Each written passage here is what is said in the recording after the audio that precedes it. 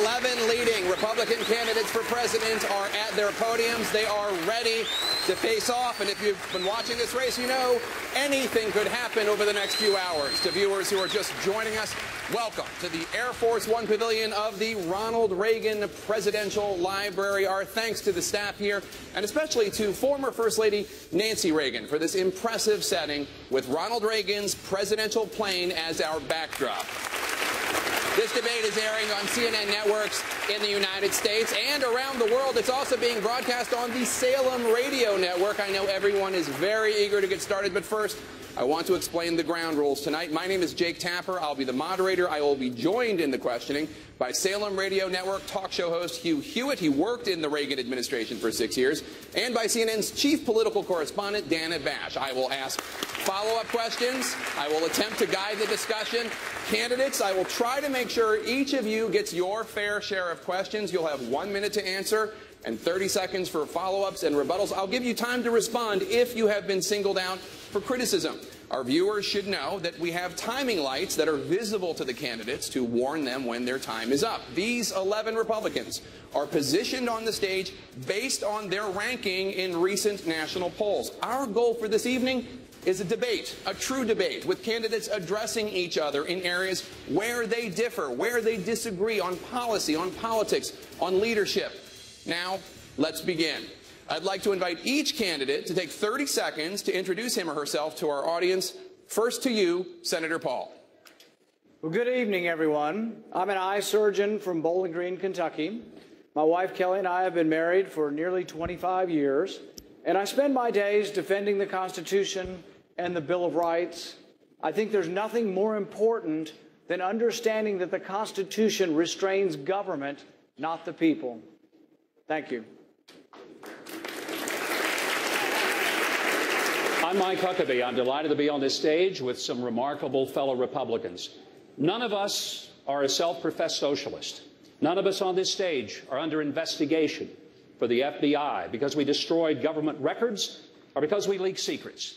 I know that there are some in the Wall Street to Washington axis of power who speak of all of us contemptuously. But I'm here to say that I think we are, in fact, the A-team. We have some remarkable people. And in fact, not only are we the A-team, we even have our own Mr. T, who doesn't mind saying about others, you're a fool. And I'm delighted to be here with all of these guys and would put any of them into the administration that I led. Thank you very much.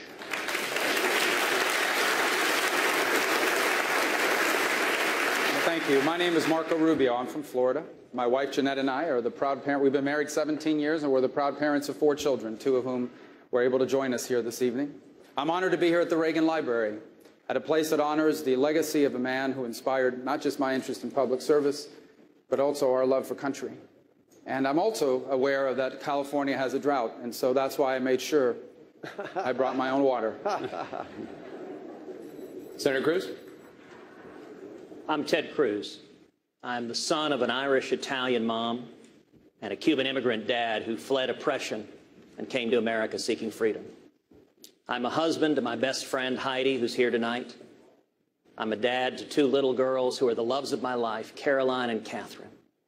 If you're fed up with Washington, if you're looking for someone to stand up to career politicians in both parties, I'm the only one on this stage who has done that over and over again. And if we stand together, we can bring America back. Hi, I'm Ben Carson, and I'm a retired pediatric neurosurgeon. I'm here with my wife, Candy, of 40 years, and 2 of my sons and their wives. I stress the pediatric part of my career because the reason that I've gotten involved in this race is because I'm very concerned about the future of our children. And the direction of our country is one that does not portend well unless we, the people, intervene and retake our rightful place at the pinnacle. And I just want to make it clear that I'm grateful to be here with all of you again, and welcome the addition of Carly Fiorina as well.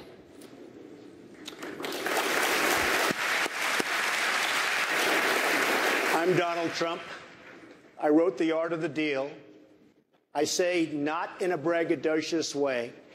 I've made billions and billions of dollars dealing with people all over the world and I want to put whatever that talent is to work for this country. So we have great trade deals. We make our country rich again. We make it great again. We build up our military. We take care of our vets. We get rid of Obamacare. And we have a great life all together. Thank you. Thank you.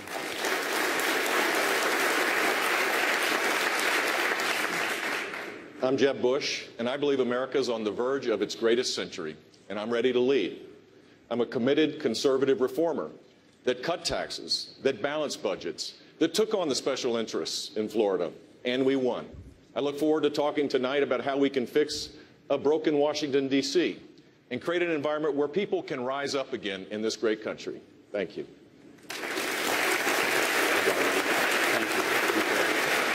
Good evening. I'm Scott Walker, and Tonette and I want to thank Mrs. Reagan and the Reagan Library for hosting us. You see, in my lifetime, the greatest president was a governor from California. Ronald Reagan knew how to go big and go bold. He understood the essence of moving this country forward, and that's what I did when I took on the status quo in my state and the Washington-based special interest. Now more than ever, America needs a leader who will go big and bold again, someone who's been tested. I'm ready to be that leader. Thank you.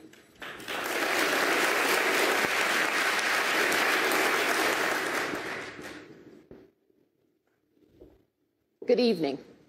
My story, from secretary to CEO, is only possible in this nation and proves that every one of us has potential. My husband, Frank, of 30 years, started out driving a tow truck for a family-owned auto body shop. We have come to a pivotal point in our nation's history where this nation's possibilities and potential are being crushed by a government grown so big, so powerful, so inept, so corrupt, and a political class that refuses to do anything about it.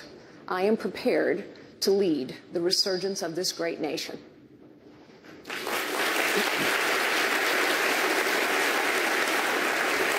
So I'm John Kasich, the governor of Ohio. Emma and Reese, my children, and Karen, love you girls. Thanks for watching tonight. By the way, I think I actually flew on this plane with Ronald Reagan when I was a congressman, and his goals and mine really pretty much the same. Lift Americans, unify, give hope, grow America, and restore it is to that great shining city on a hill. Yes, he was a great one, and I learned much from watching him. The most important thing, hope to Americans, unify, lift everyone in America.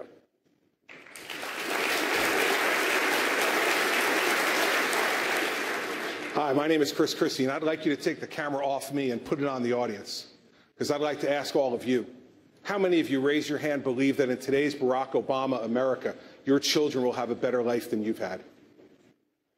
You see, that's why I'm running for president, because leadership is not about me, it's about our country. And what we talk about tonight is not about us, it's about the people in the audience tonight. Because in 7 short years, this president has stripped away their trust and their faith and their belief that the next generation will have a better life. He's stolen that from us, and when I'm president, I'm going to take it back.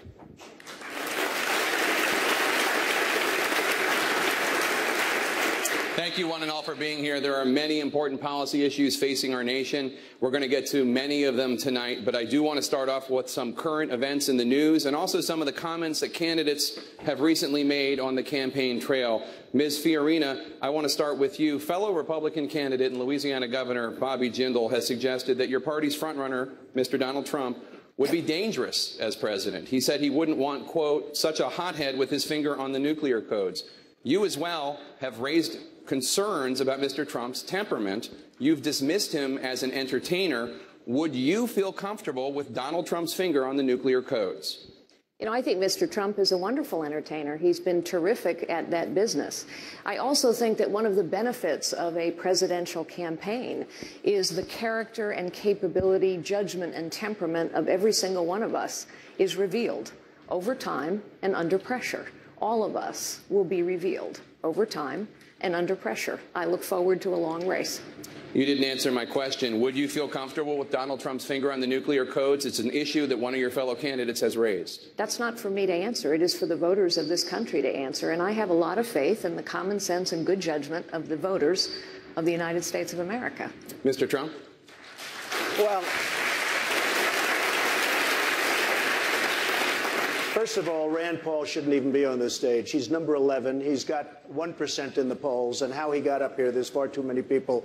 Anyway, as far as temperament, and we all know that, as far as temperament, I think I have a great temperament. I built a phenomenal business with incredible, iconic assets, one of the really, truly great real estate businesses. And I may be an entertainer because I've had tremendous success with #1 bestsellers all over the place, with The Apprentice and everything else I've done. But I will tell you this, what I am far and away greater than an entertainer is a businessman. And that's the kind of mindset this country needs to bring it back. Because we owe $19 trillion right now, $19 trillion.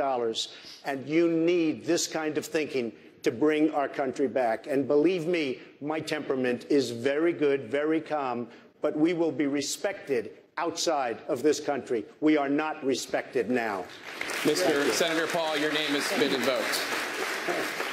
I kind of have to laugh when I think, sounds like a non-sequitur. He was asked whether or not he would be capable and it would be in good hands to be in charge of the nuclear weapons, and all of a sudden there's a sideways attack at me. I think that really goes to the judgment. Do we want someone with that kind of character, that kind of careless language to be negotiating with Putin? Do we want someone like that to be negotiating with Iran? I think really there's a sophomoric quality that is entertaining about Mr. Trump.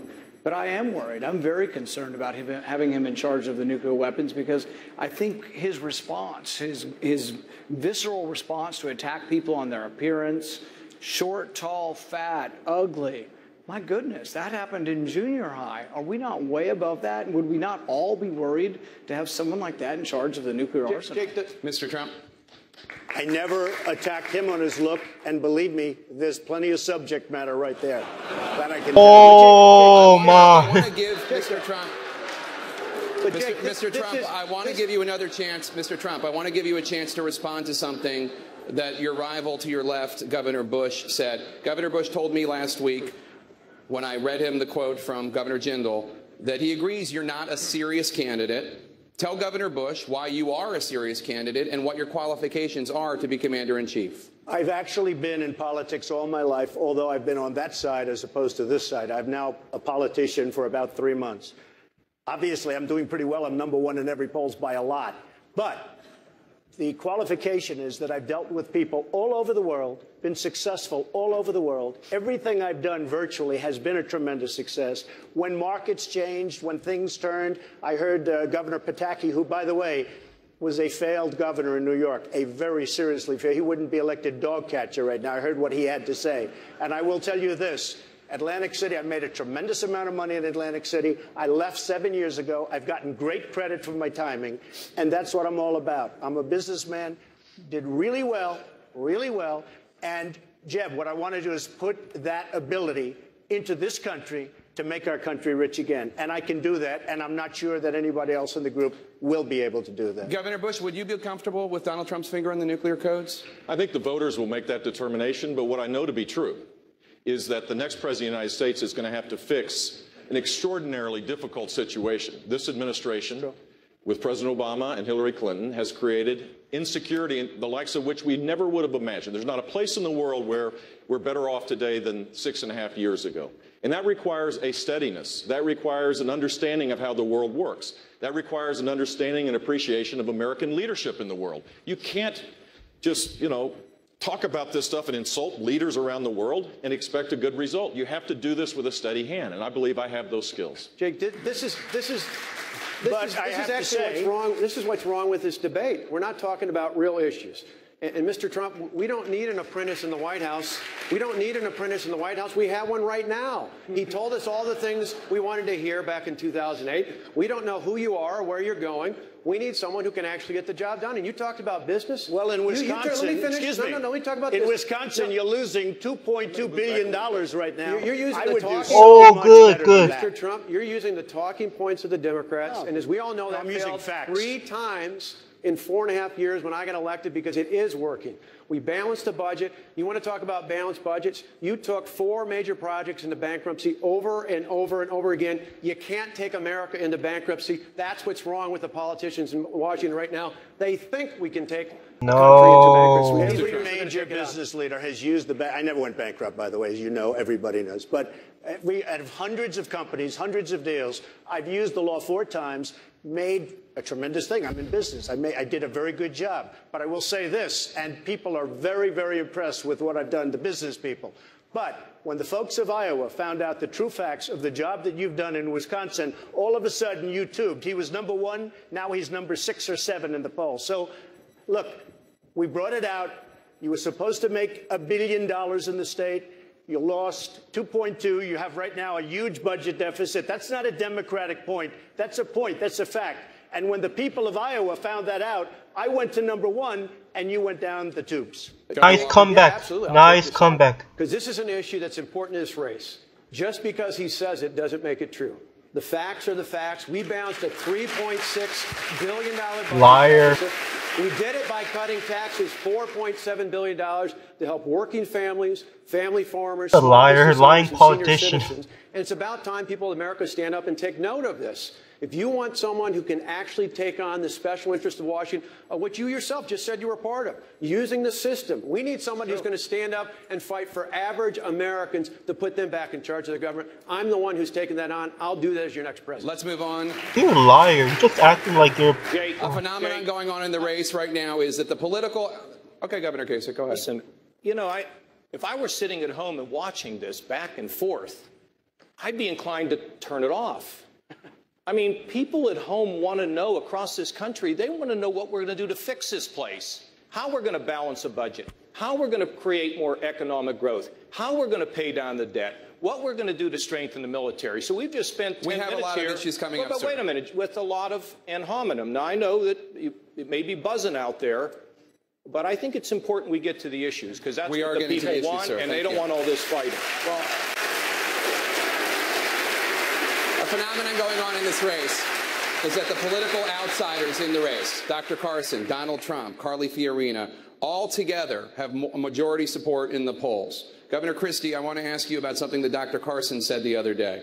Dr. Carson said campaigning is easier for him because he's not a politician. He can just tell the truth, therefore, while politicians, quote, have their finger in the air to see and do what is politically expedient. Governor Christie, tell Dr. Carson, is that a fair description of you? Well, I know Ben doesn't think that about me. I'm sure he was talking about one of the other guys, not me. And as far as being an outsider is concerned, let me tell you this, Jake.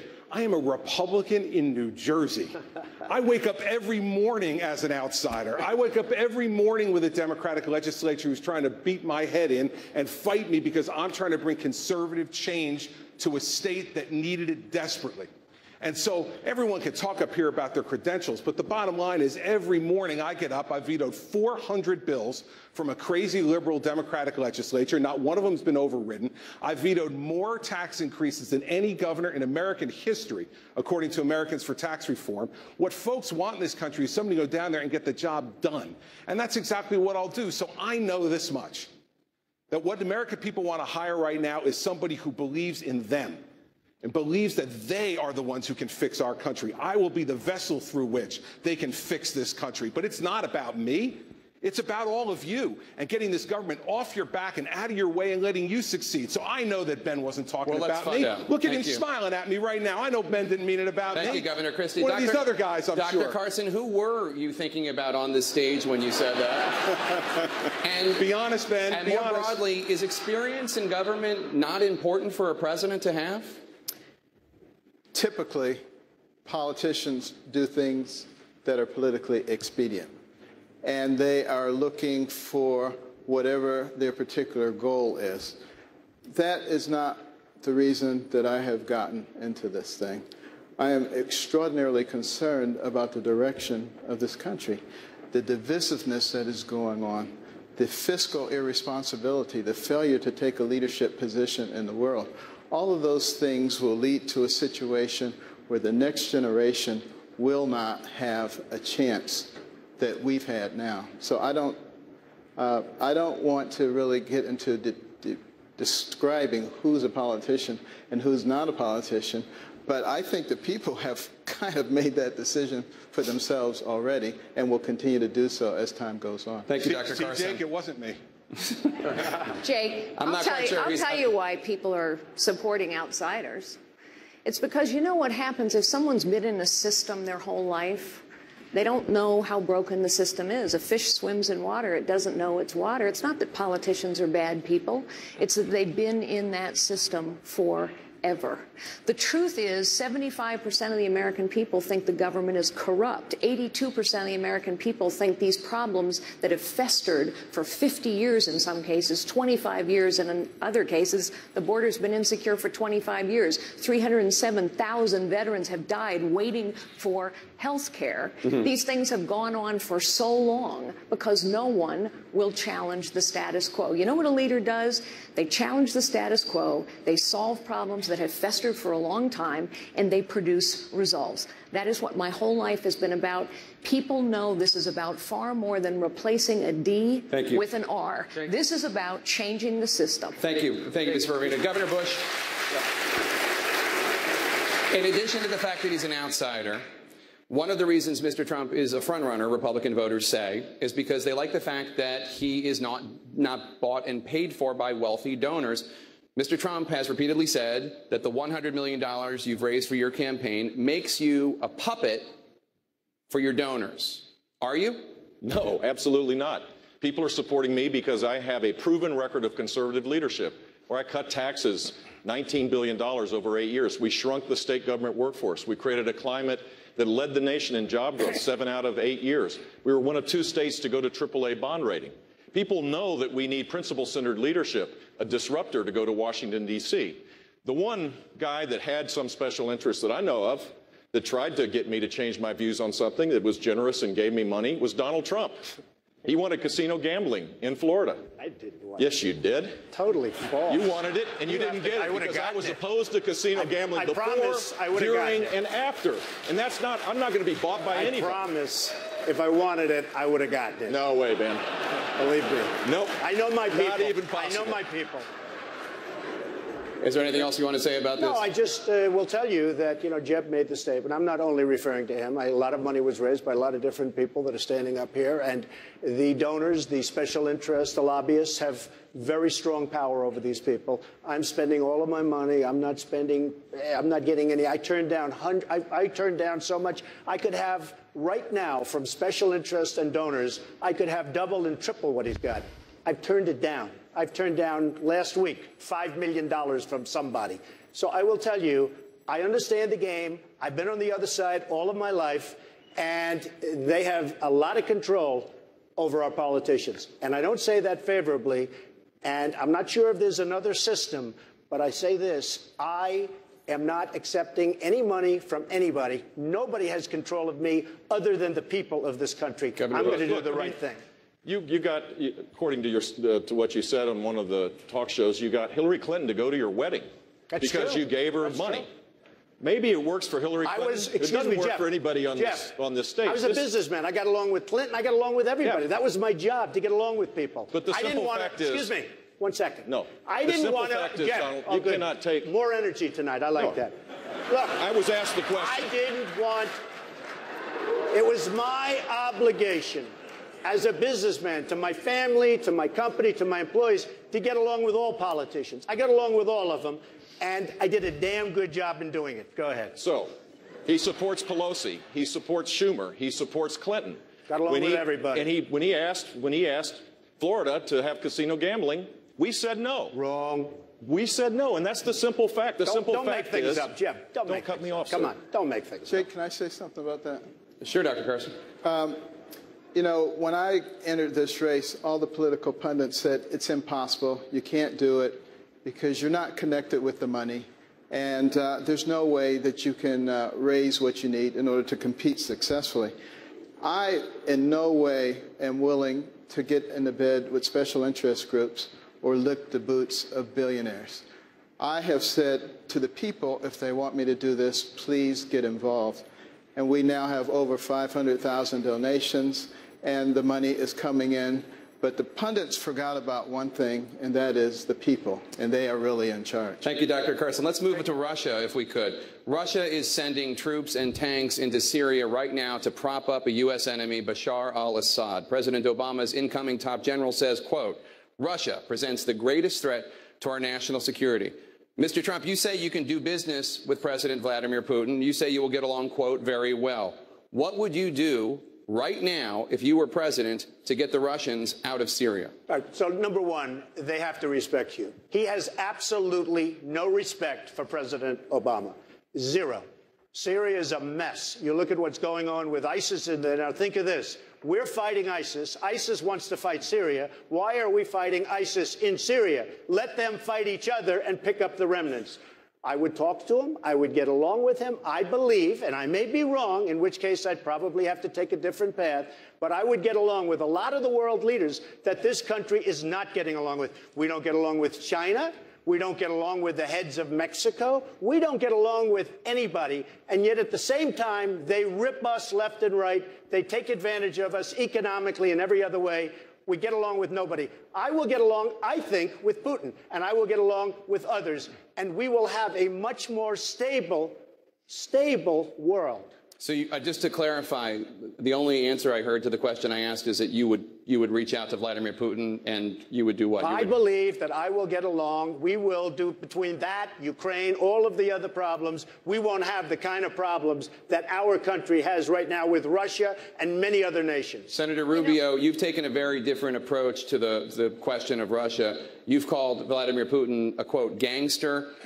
Why would President Rubio's approach be more effective than President Trump's? Well, first of all, I have an understanding of exactly what it is Russia and Putin are doing, and it's pretty straightforward. He wants to reposition Russia once again as a geopolitical force. He himself said that the destruction of the Soviet Union, the fall of the Soviet Union, was the greatest geopolitical catastrophe of the 20th century. And now he's trying to reverse that. He's trying to destroy NATO. And this is what this is a part of. He is exploiting a vacuum that this administration has left in the Middle East. Here's what you're going to see in the next few weeks. The Russians will begin to fly combat missions in that region, not just targeting ISIS, but in order to prop up Assad. He will also then turn to other countries in the region and say, America is no longer a reliable ally, Egypt. America is no longer a reliable ally, Saudi Arabia. Begin to rely on us. What he is doing is he is trying to replace us as the single most important power broker in the Middle East, and this president is allowing it. That is what is happening in the Middle East. That's what's happening with Russia and every region. I want to bring in Carly Fiorina. Ms. Fiorina. Having met Vladimir Putin, if I may, having met Vladimir Putin, I wouldn't talk to him at all. We've talked way too much to him. What I would do immediately is begin rebuilding the Sixth Fleet. I would begin rebuilding the missile defense program in Poland. I would conduct regular, aggressive military exercises in the Baltic states. I'd probably send a few thousand more troops into Germany. Vladimir Putin would get the message. By the way, the reason it is so critically important that every one of us know General Soleimani's name is because Russia is in Syria right now because the head of the Quds force traveled to Russia and talked Vladimir Putin into aligning themselves with Iran and Syria to prop up Bashar al-Assad. Russia is a bad actor, but Vladimir Putin is someone we should not talk to because the only way he will stop is to sense strength and resolve on the other side. And we have all of that within our control. We could rebuild the Sixth Fleet. I will. We haven't. We could rebuild the missile defense program. We haven't. I will. We could also, to Senator Rubio's point, give the Egyptians what they've asked for, which is intelligence. We could give the Jordanians what they've asked for, bombs and materiel. We have not supplied it. I will. We could arm the Kurds. They've been asking us for 3 years. All of this is within our control. Thank you, Ms. Fiorina. While you brought up the subject of General Soleimani of the Quds forces from Iran, the next president, no matter who he or she may be, will inherit President Obama's Iran deal. Senator Cruz, Governor Kasich says that anyone who is promising to rip up the Iran deal on day one, as you have promised to do, is, quote, inexperienced and, quote, playing to a crowd. Respond to Governor Kasich, please. Well, let me tell you, Jake, the single biggest national security threat facing America right now is the threat of a nuclear Iran. We've seen 6.5 years of President Obama leading from behind. Weakness is provocative, and this Iranian nuclear deal is nothing short of catastrophic. This deal on its face will send over $100 billion to the Ayatollah Khamenei, making the Obama administration the world's leading financier of radical Islamic terrorism. This deal abandons 4 American hostages in Iran, and this deal will only accelerate Iran's acquiring nuclear weapons. You better believe it. If I am elected president on the very first day in office, I will rip to shreds this catastrophic Iranian nuclear deal. Why is that not, as Governor Kasich says, playing to the crowd and an example of you being inexperienced? Well, let's be clear when it comes to experience. What President Obama wants to do is he's run to the United Nations, and he wants to use the United Nations to bind the United States and take away our sovereignty. Well, I spent 5.5 years as the Solicitor General of Texas, the lead lawyer for the state in front of the U.S. Supreme Court. And I went in front of the Supreme Court and took on the World Court in the United Nations in a case called Medellin versus Texas. And we won an historic victory, saying the World Court in the UN has no power to bind the United States, and no president of the United States, Republican or Democrat, has the authority to give away our sovereignty. And so if there's anyone up here who would be bound by this catastrophic deal with Iran, they're giving up the core responsibility of commander-in-chief, and as president, I would never do that. Governor Kasich, did Senator Cruz just play to the crowd? Let me just say this. First of all, I think it's a bad agreement. I would never have done it. But, you know, a lot of our problems in the world today is that we don't have the relationship with our allies. If we want to go everywhere alone, we will not have the strength as if we can rebuild our relationships with our allies. Now, this agreement, we don't know what's going to happen in 18 months. I served on the Defense Committee for 18 years. I've seen lots of issues in foreign affairs and in terms of global politics. You have to be steady. Now, if they cheat, we slap the sanctions back on. If they help Hamas and Hezbollah, we slap the sanctions back on. And if we find out that they may be developing a nuclear weapon, then the military option is on the table. We are stronger when we work with the Western civilization, our friends in Europe, and just doing it on our own, I don't think is the right policy. Thank you, Governor Kasich. I want to go to Senator Paul. I want to go to Senator Paul. Senator Paul, the White House is rolling out the red carpet next week for the president of China, President Xi. Governor Walker says that President Obama should cancel the state dinner because of China's currency manipulation and because of China's alleged cyber attacks against the United States. Is Governor Walker right? I think this goes back to essentially what we've been saying for the last 2 or 3 questions. Carly Fiorina also said, we're not going to talk with Putin. Well, think if Reagan had said that during the Cold War. We continued to talk with the Russians throughout the Cold War, which is much more significant than where we are now. Should we continue to talk with Iran? Yes. Should we cut up the agreement immediately? That's absurd. Wouldn't you want to know if they've complied? Now, I'm going to vote against the agreement because I don't think there's significant leverage, but it doesn't mean that I would immediately not look at the agreement and cut it up without looking to see whether Iran is complying. The same goes with China. I don't think we need to be rash. I don't think we need to be reckless. And I think we need to leave lines of communication open.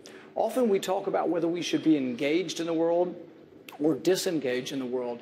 And I think this is an example of some who want to isolate us, actually, and not be engaged. We do need to be engaged with Russia. It doesn't mean we give them a free pass or China a free pass.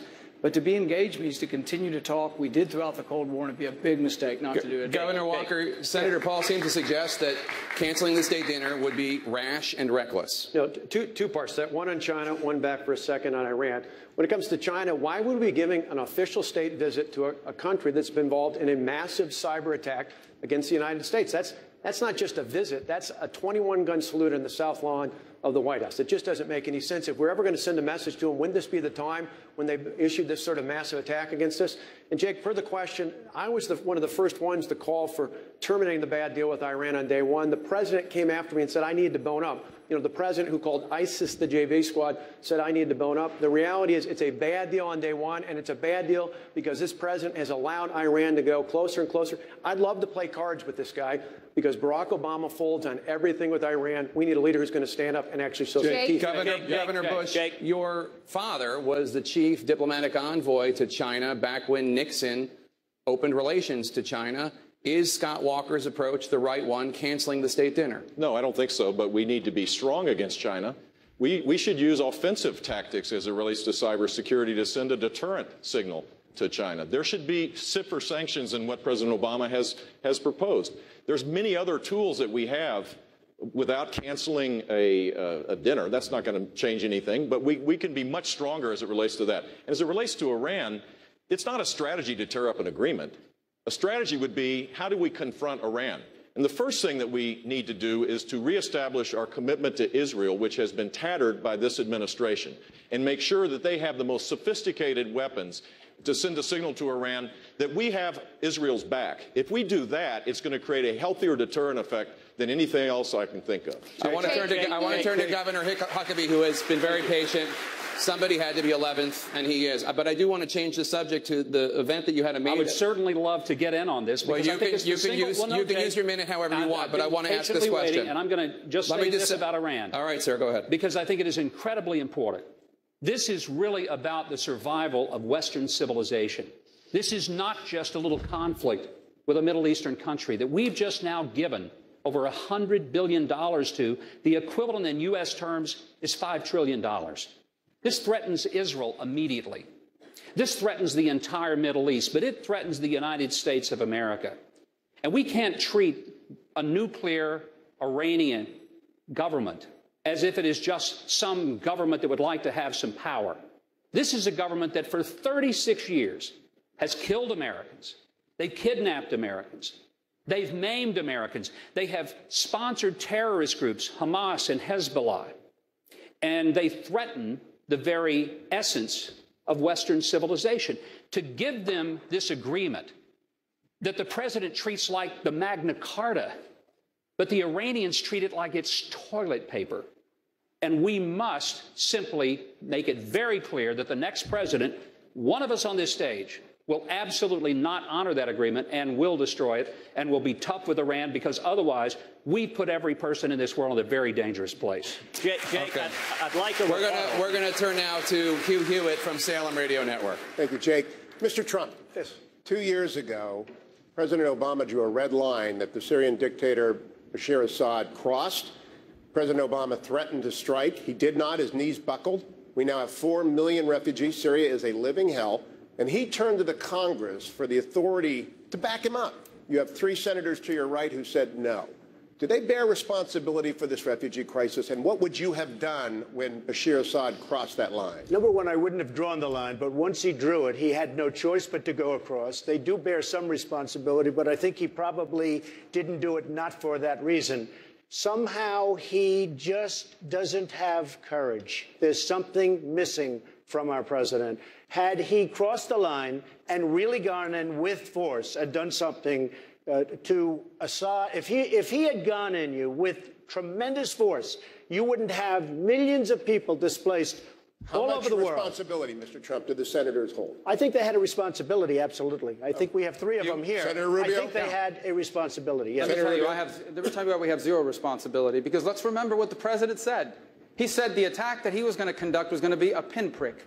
Well, the United States military was not built to conduct pinprick attacks.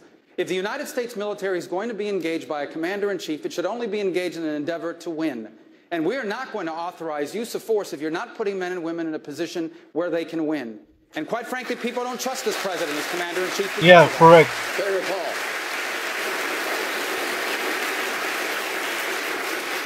I think this gets to the point of wisdom on when we should intervene and when we shouldn't. Had we bombed Assad at the time, like President Obama wanted, like Hillary Clinton wanted, and like many Republicans wanted, I think ISIS would be in Damascus today. I think ISIS would be in charge of Syria had we bombed Assad. Sometimes both sides of a civil war are evil, and sometimes intervention makes us less safe.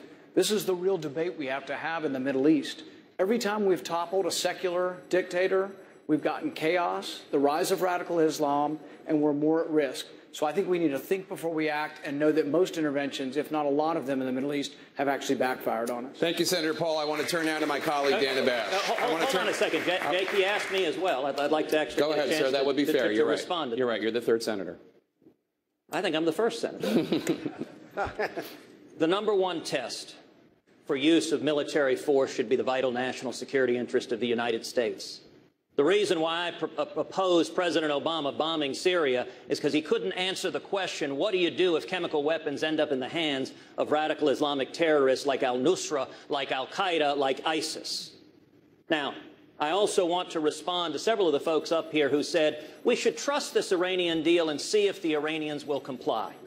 Anyone who's paying attention to what Khamenei says knows that they will not comply. There's a reason Khamenei refers to Israel as the little Satan, and America is the great Satan. In the middle of negotiating this treaty, Khamenei led the assembled masses in chanting death to America. I'm reminded of a great editorial cartoon. It shows the Ayatollah Khamenei saying, "Death to all Americans." And then it shows John Kerry coming back saying, "Can we meet you halfway?"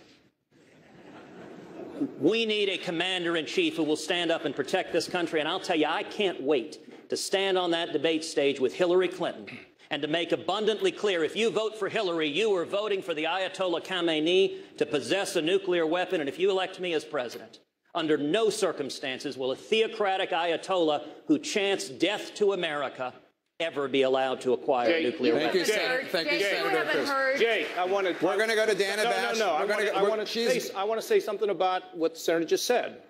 And then it'll be my turn. Let me suggest to you, we believe that we operate better in the world when our allies work with us.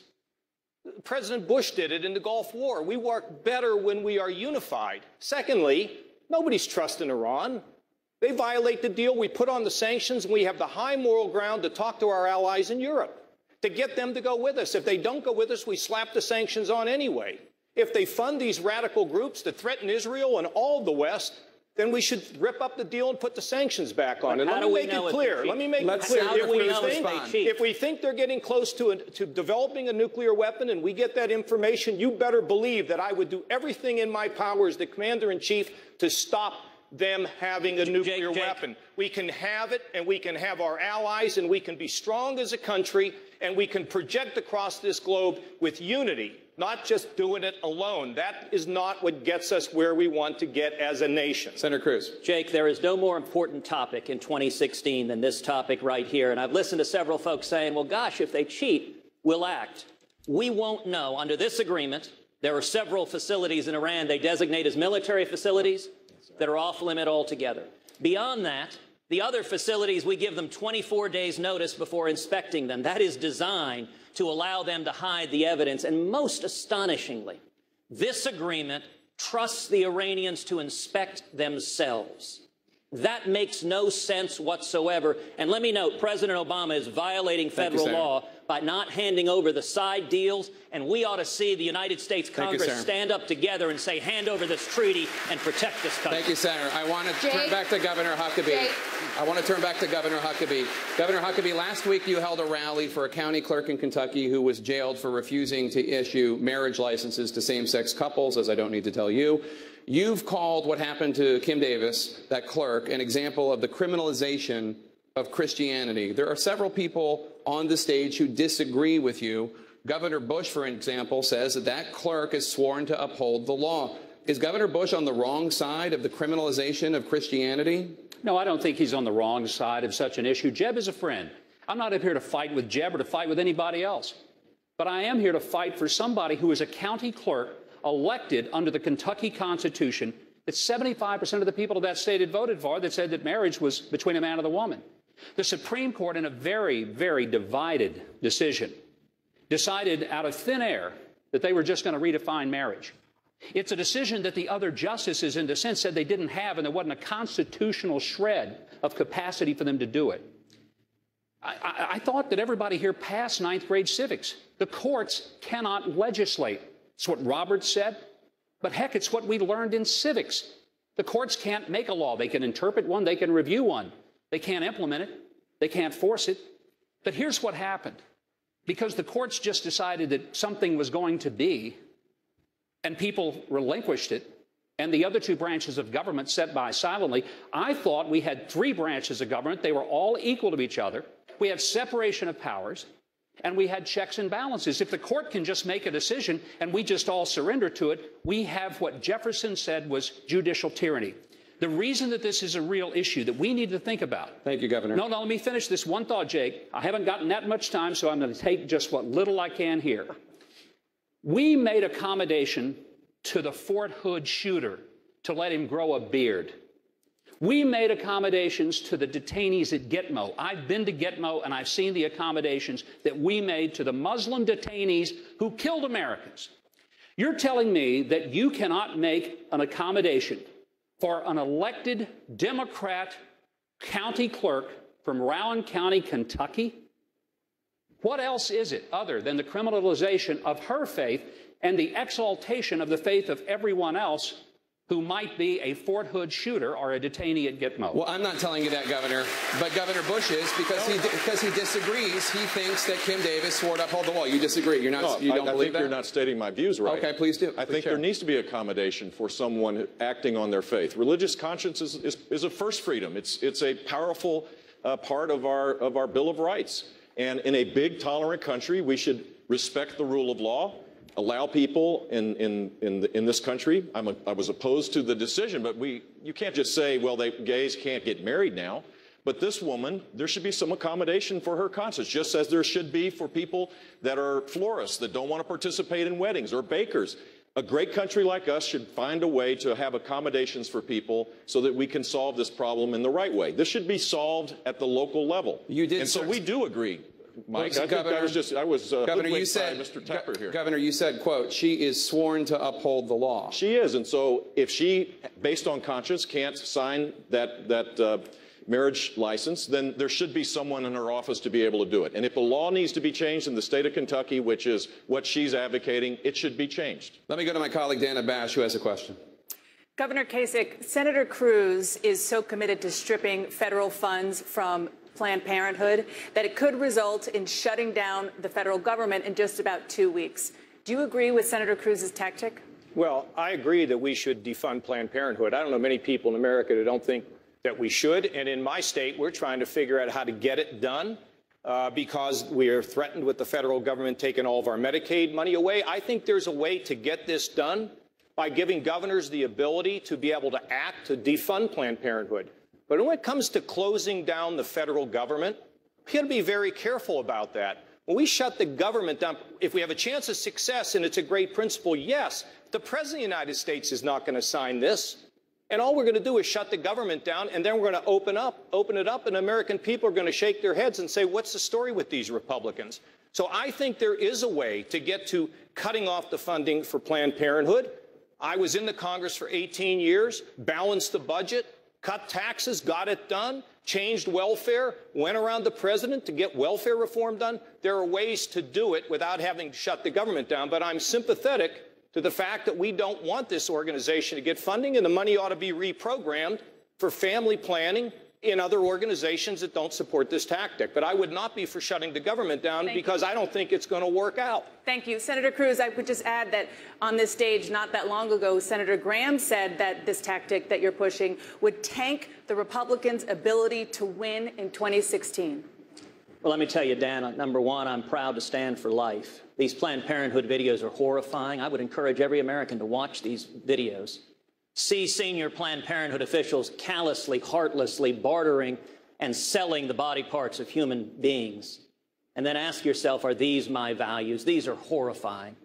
On these videos, Planned Parenthood also essentially confesses to multiple felonies. It is a felony with 10 years jail term to sell the body parts of unborn children for profit. That's what these videos show Planned Parenthood doing.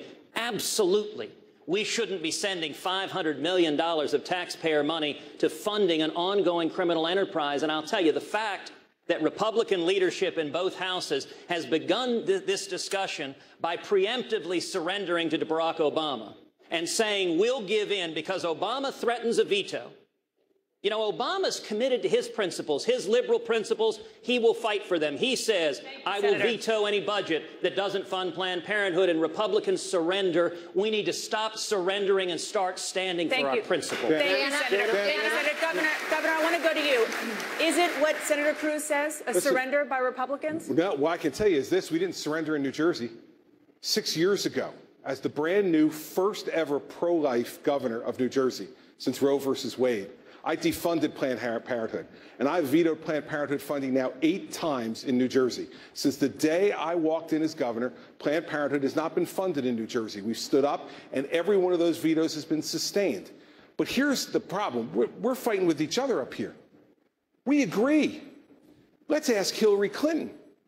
She believes in the systematic murder of children in the womb to preserve their body parts, Dana, in a way that maximizes their value for sale for profit. It is disgusting, and the American people need to hear it. We shouldn't be fighting with each other. She's the real opponent. She's the real problem. Governor, the reality is in just 2 weeks' time, We are going to be facing a question about whether or not it's enough to shut down the government to make that statement because there's still a Democrat in the White House. Do you oppose it or support it? I'll tell you what I'd be willing to fight for. Why haven't we put tax reform on the president's desk? So we could simplify this tax system. Yes or no, it's really important, Dana. We got to talk about what we would be willing to shut down for. Why don't we put tax reform on this president's desk and make him veto it if that's what he wants to do? Why haven't we repealed and replaced Obamacare? Make him veto if that's what he wants to do. And why don't we do the same thing with Planned Parenthood? We elected a Republican Congress to do this, and they should be doing it, and they're not, and they're giving the president a pass. Dana, I'd like One more time. I'm sorry, I just want to get an answer. I put it in the list, Dana. Okay. We should be doing these things and forcing the president to take action. So you would Let's force him to do what he says he's going to do. Dana, now, I don't know whether he'll do it or not, but let's force him to do it. Dana, I'd like to link these two issues, both of which are incredibly important. Iran and Planned Parenthood. One has something to do with the defense of the security of this nation. The other has something to do with the defense of the character of this nation. You have not heard a plan about Iran from any politician up here. Here's my plan. On day one in the Oval Office, I will make 2 phone calls. The first to my good friend Bibi Netanyahu to reassure him we will stand with the state of Israel. The second to the Supreme Leader to tell him that unless and until he opens every military and every nuclear facility to real anytime, anywhere inspections by our people, not his, we, the United States of America, will make it as difficult as possible to move money around the global financial system. We can do that. We don't need anyone's cooperation to do it. And every ally and every adversary we have in this world will know that the United States of America is back in the leadership business, which is how we must stand with our allies. As regards Planned Parenthood, anyone who has watched this videotape, I dare Hillary Clinton, Barack Obama to watch these tapes. Watch a fully formed fetus on the table, its heart beating, its legs kicking, while someone says we have to keep it alive to harvest its brain. This is about the character of our nation. And if we will not stand up and force President Obama to veto this bill, shame on us.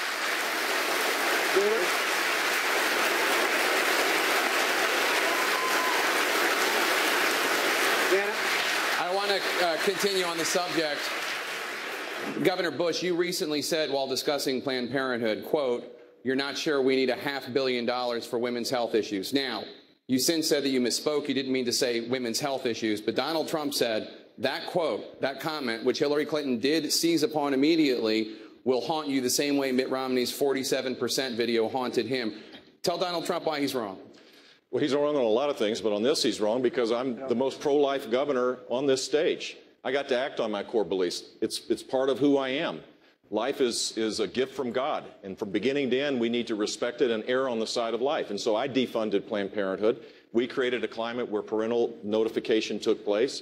We were the only state to fund crisis pregnancy centers with state monies. We were totally focused on this, and I would bring that kind of philosophy to Washington, D.C. So here's a solution to this.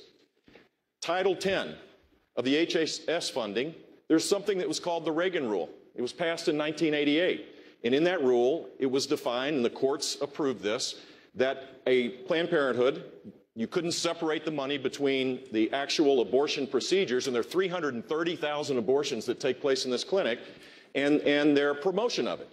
He interpreted it the right way. The courts ruled in his favor, and Planned Parenthood did not get funding during that time until President Clinton came in.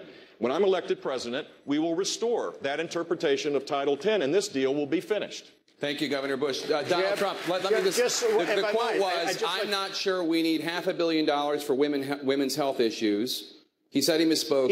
You said that that's going to haunt him. Why do you think that? I think it's a terrible statement. I think it's going to haunt him absolutely. He came back later and he said he misspoke. There was no question because I heard when he said the statement. I was watching and he said the statement and I said, wow, I can't believe it. I will take care of women. I respect women. I will take care of women. One thing we will say, and I would like to get back to the Iran situation. We're talking about Iran. The agreement was terrible. It was incompetent. I've never seen anything like it. One of the worst contracts of any kind I've ever seen. And nobody ever mentions North Korea, where you have this maniac sitting there, and he actually has nuclear weapons, and somebody better start thinking about North Korea and perhaps a couple of other places, but certainly North Korea. And Ted and I have spoken. A lot of us have spoken. We're talking about Iran. They're bad actors. Bad things are going to happen. But in the meantime, you have somebody right now in North Korea who's got nuclear weapons and who is saying almost every other week, I'm ready to use them, and we don't even mention it. Governor Bush? There are 13,000 community-based organizations that provide health services to women. 13,000 in this country. I don't believe that Planned Parenthood should get a penny from the federal government. Those organizations should get funding, just as I increased funding when I was governor of the state. That's the way you do this, is you improve the condition for people. And Donald, when I was governor, we also increased the opportunities for women. Women's income grew 3 times faster than national average when I was governor. So why did you say it? Why did you say it? I know, but why did you say it? I heard it myself. Why did you say child support. We increased child support. You said you're going to cut funding for women's health issues. You said it. Record. Yeah, except you said it. We're going to get to... Jake, just one more. There's something bigger to this. Now, I like some of the other governors here, I defunded Planned Parenthood 4.5 years ago in a blue state. But it's bigger than that. We did that in a blue state. We took the money and put it in the women's health. So we did exactly what we're talking about here. But I think the bigger issue here is we should be able to do this nationally. And this is precisely why so many Republicans are upset with Washington.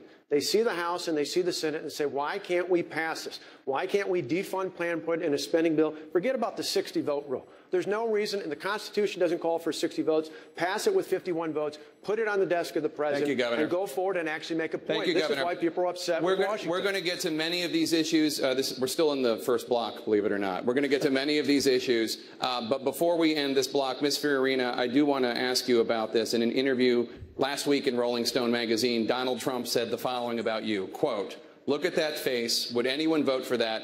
Can you imagine that, the face of our next president?" Mr. Trump later said he was talking about your persona, not your appearance. Please feel free to respond what you think about his persona. You know, it's interesting to me. Mr. Trump said that he heard Mr. Bush very clearly and what Mr. Bush said. I think women all over this country heard very clearly what Mr. Trump said.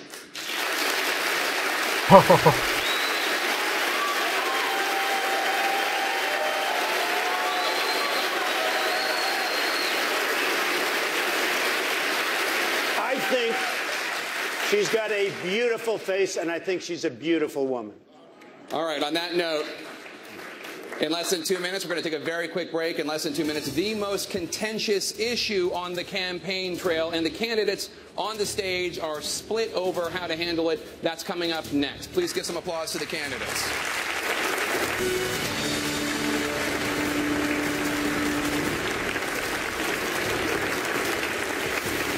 Welcome to CNN's Republican presidential debate. No topic, perhaps, has been more combustible in this campaign than the issue of immigration.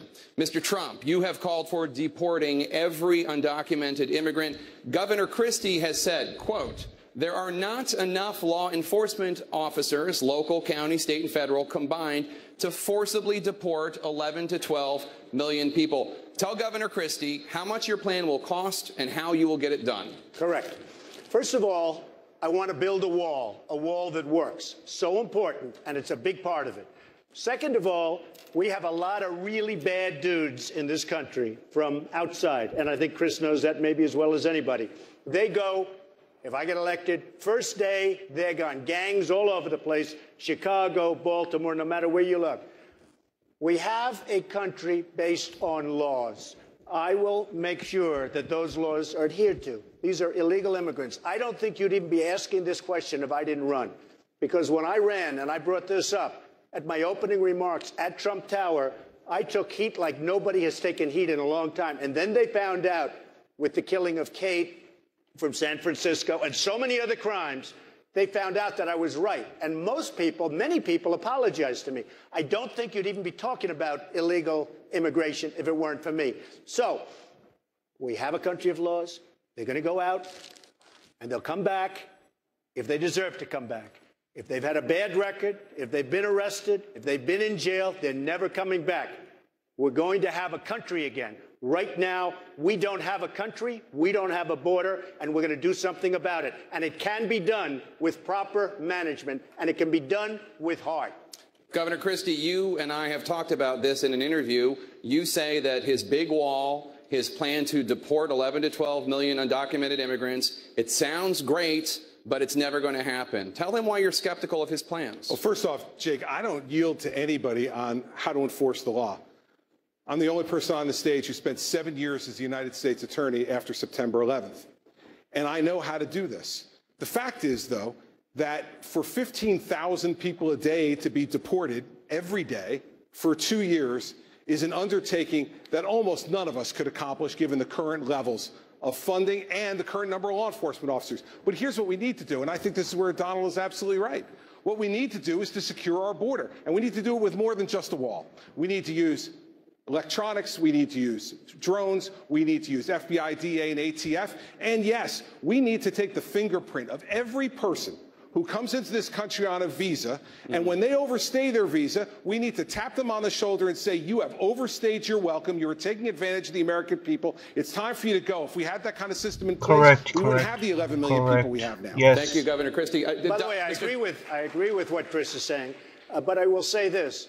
Illegal immigration is costing us more than $200 billion a year, just maintaining what we have. I want to bring in Dr. Carson because he, too, has been skeptical of your plan to immediately deport 11 to 12 million illegal immigrants. He said, quote, people who say that have no idea what this entails. Why do you say that, Dr. Carson?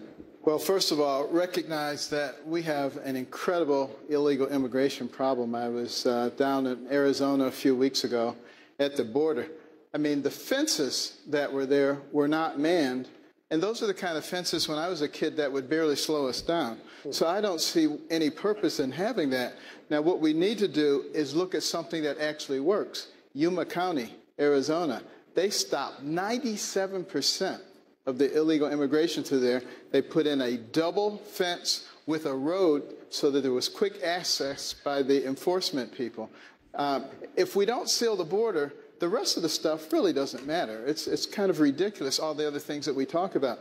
We have the ability to do it. We don't have the will to do it. There was one area where they had cut a hole in the fence, and to prepare it, they put a few strands of barbed wire across. Well, the photographers who were there with us, they wanted to photograph us from the side of the Mexicans, and they went through there, and they were not physically fit people, and they took their cameras and things with them and shot us from the other side. That's how easy it is to get across. And the drugs, I mean, it goes on and on and on. ICE tells them to release these people. 67,000 criminals released onto our property. It's ridiculous. With all due respect, Dr. Carson, you said about Donald Trump's plan to immediately deport 11 to 12 million undocumented immigrants. People who say that have no idea what this entails. Why not? Well, I have also said if anybody knows how to do that, that I would be willing to listen. And if they can, specify exactly how that's going to be done and what the costs, and it sounds reasonable, then I think it's worth discussing. But let's continue the conversation about illegal immigration with Dana Bash. Governor Bush, Mr. Trump has suggested that your views on immigration are influenced by your Mexican-born wife. He said that, quote, if my wife were from Mexico, I think I would have a soft spot for people from Mexico. Did Mr. Trump go too far in invoking your wife? He did. He did.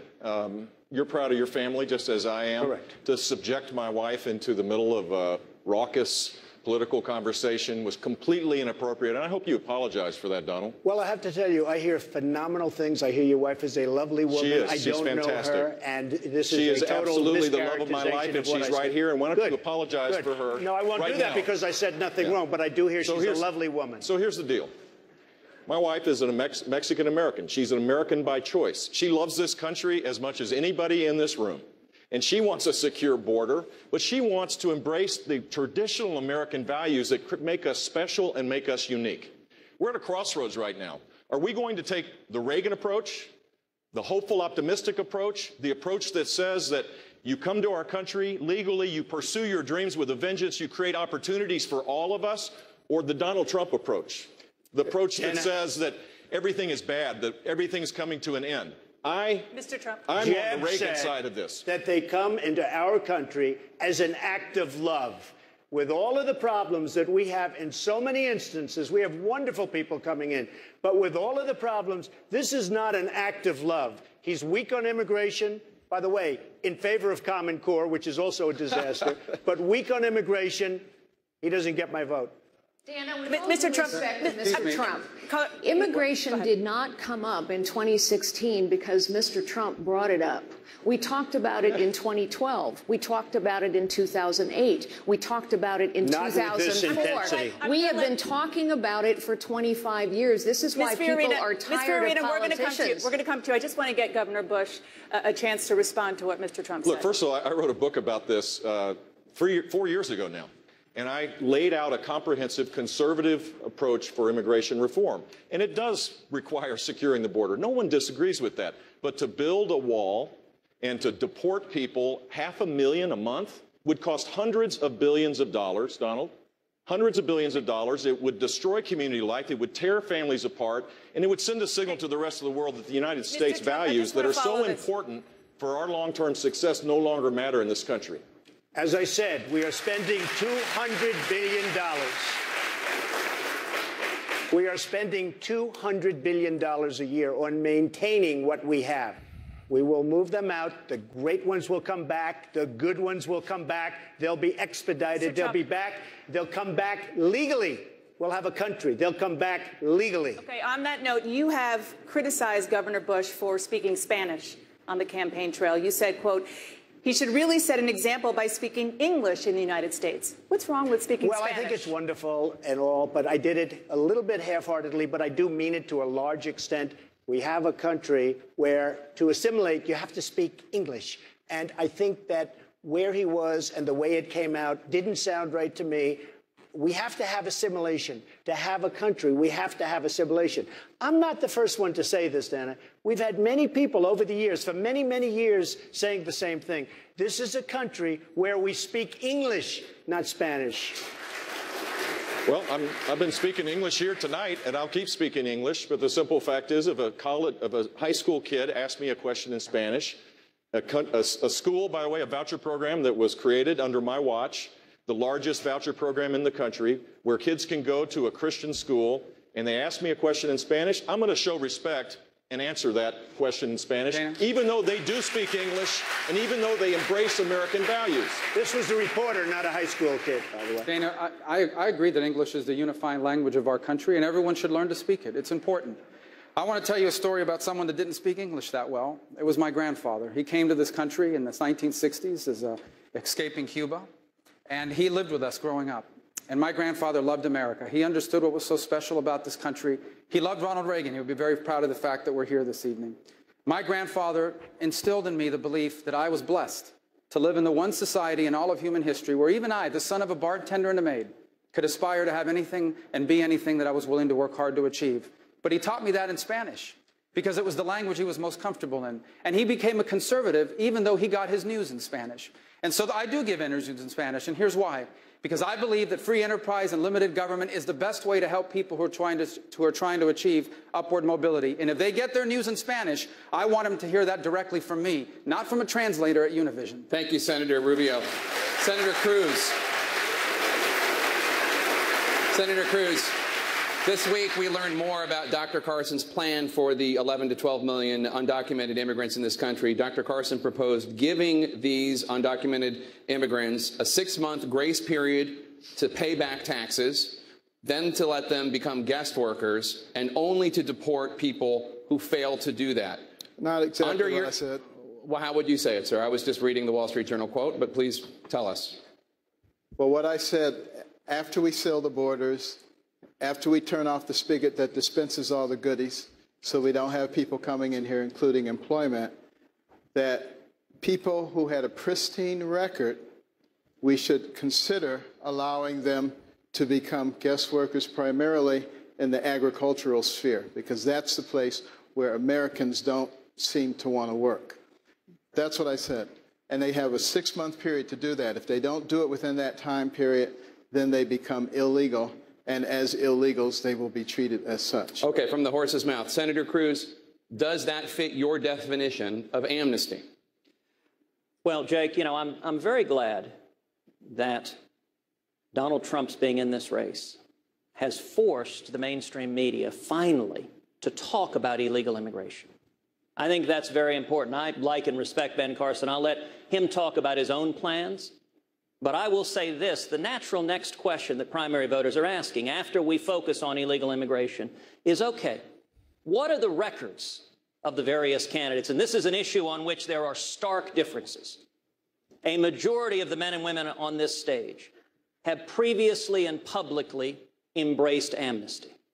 I am the only candidate on this stage who has never supported amnesty and, in fact, who helped lead the fight to stop a massive amnesty plan in 2013 when Barack Obama and Harry Reid joined the Washington Republicans in a massive amnesty plan.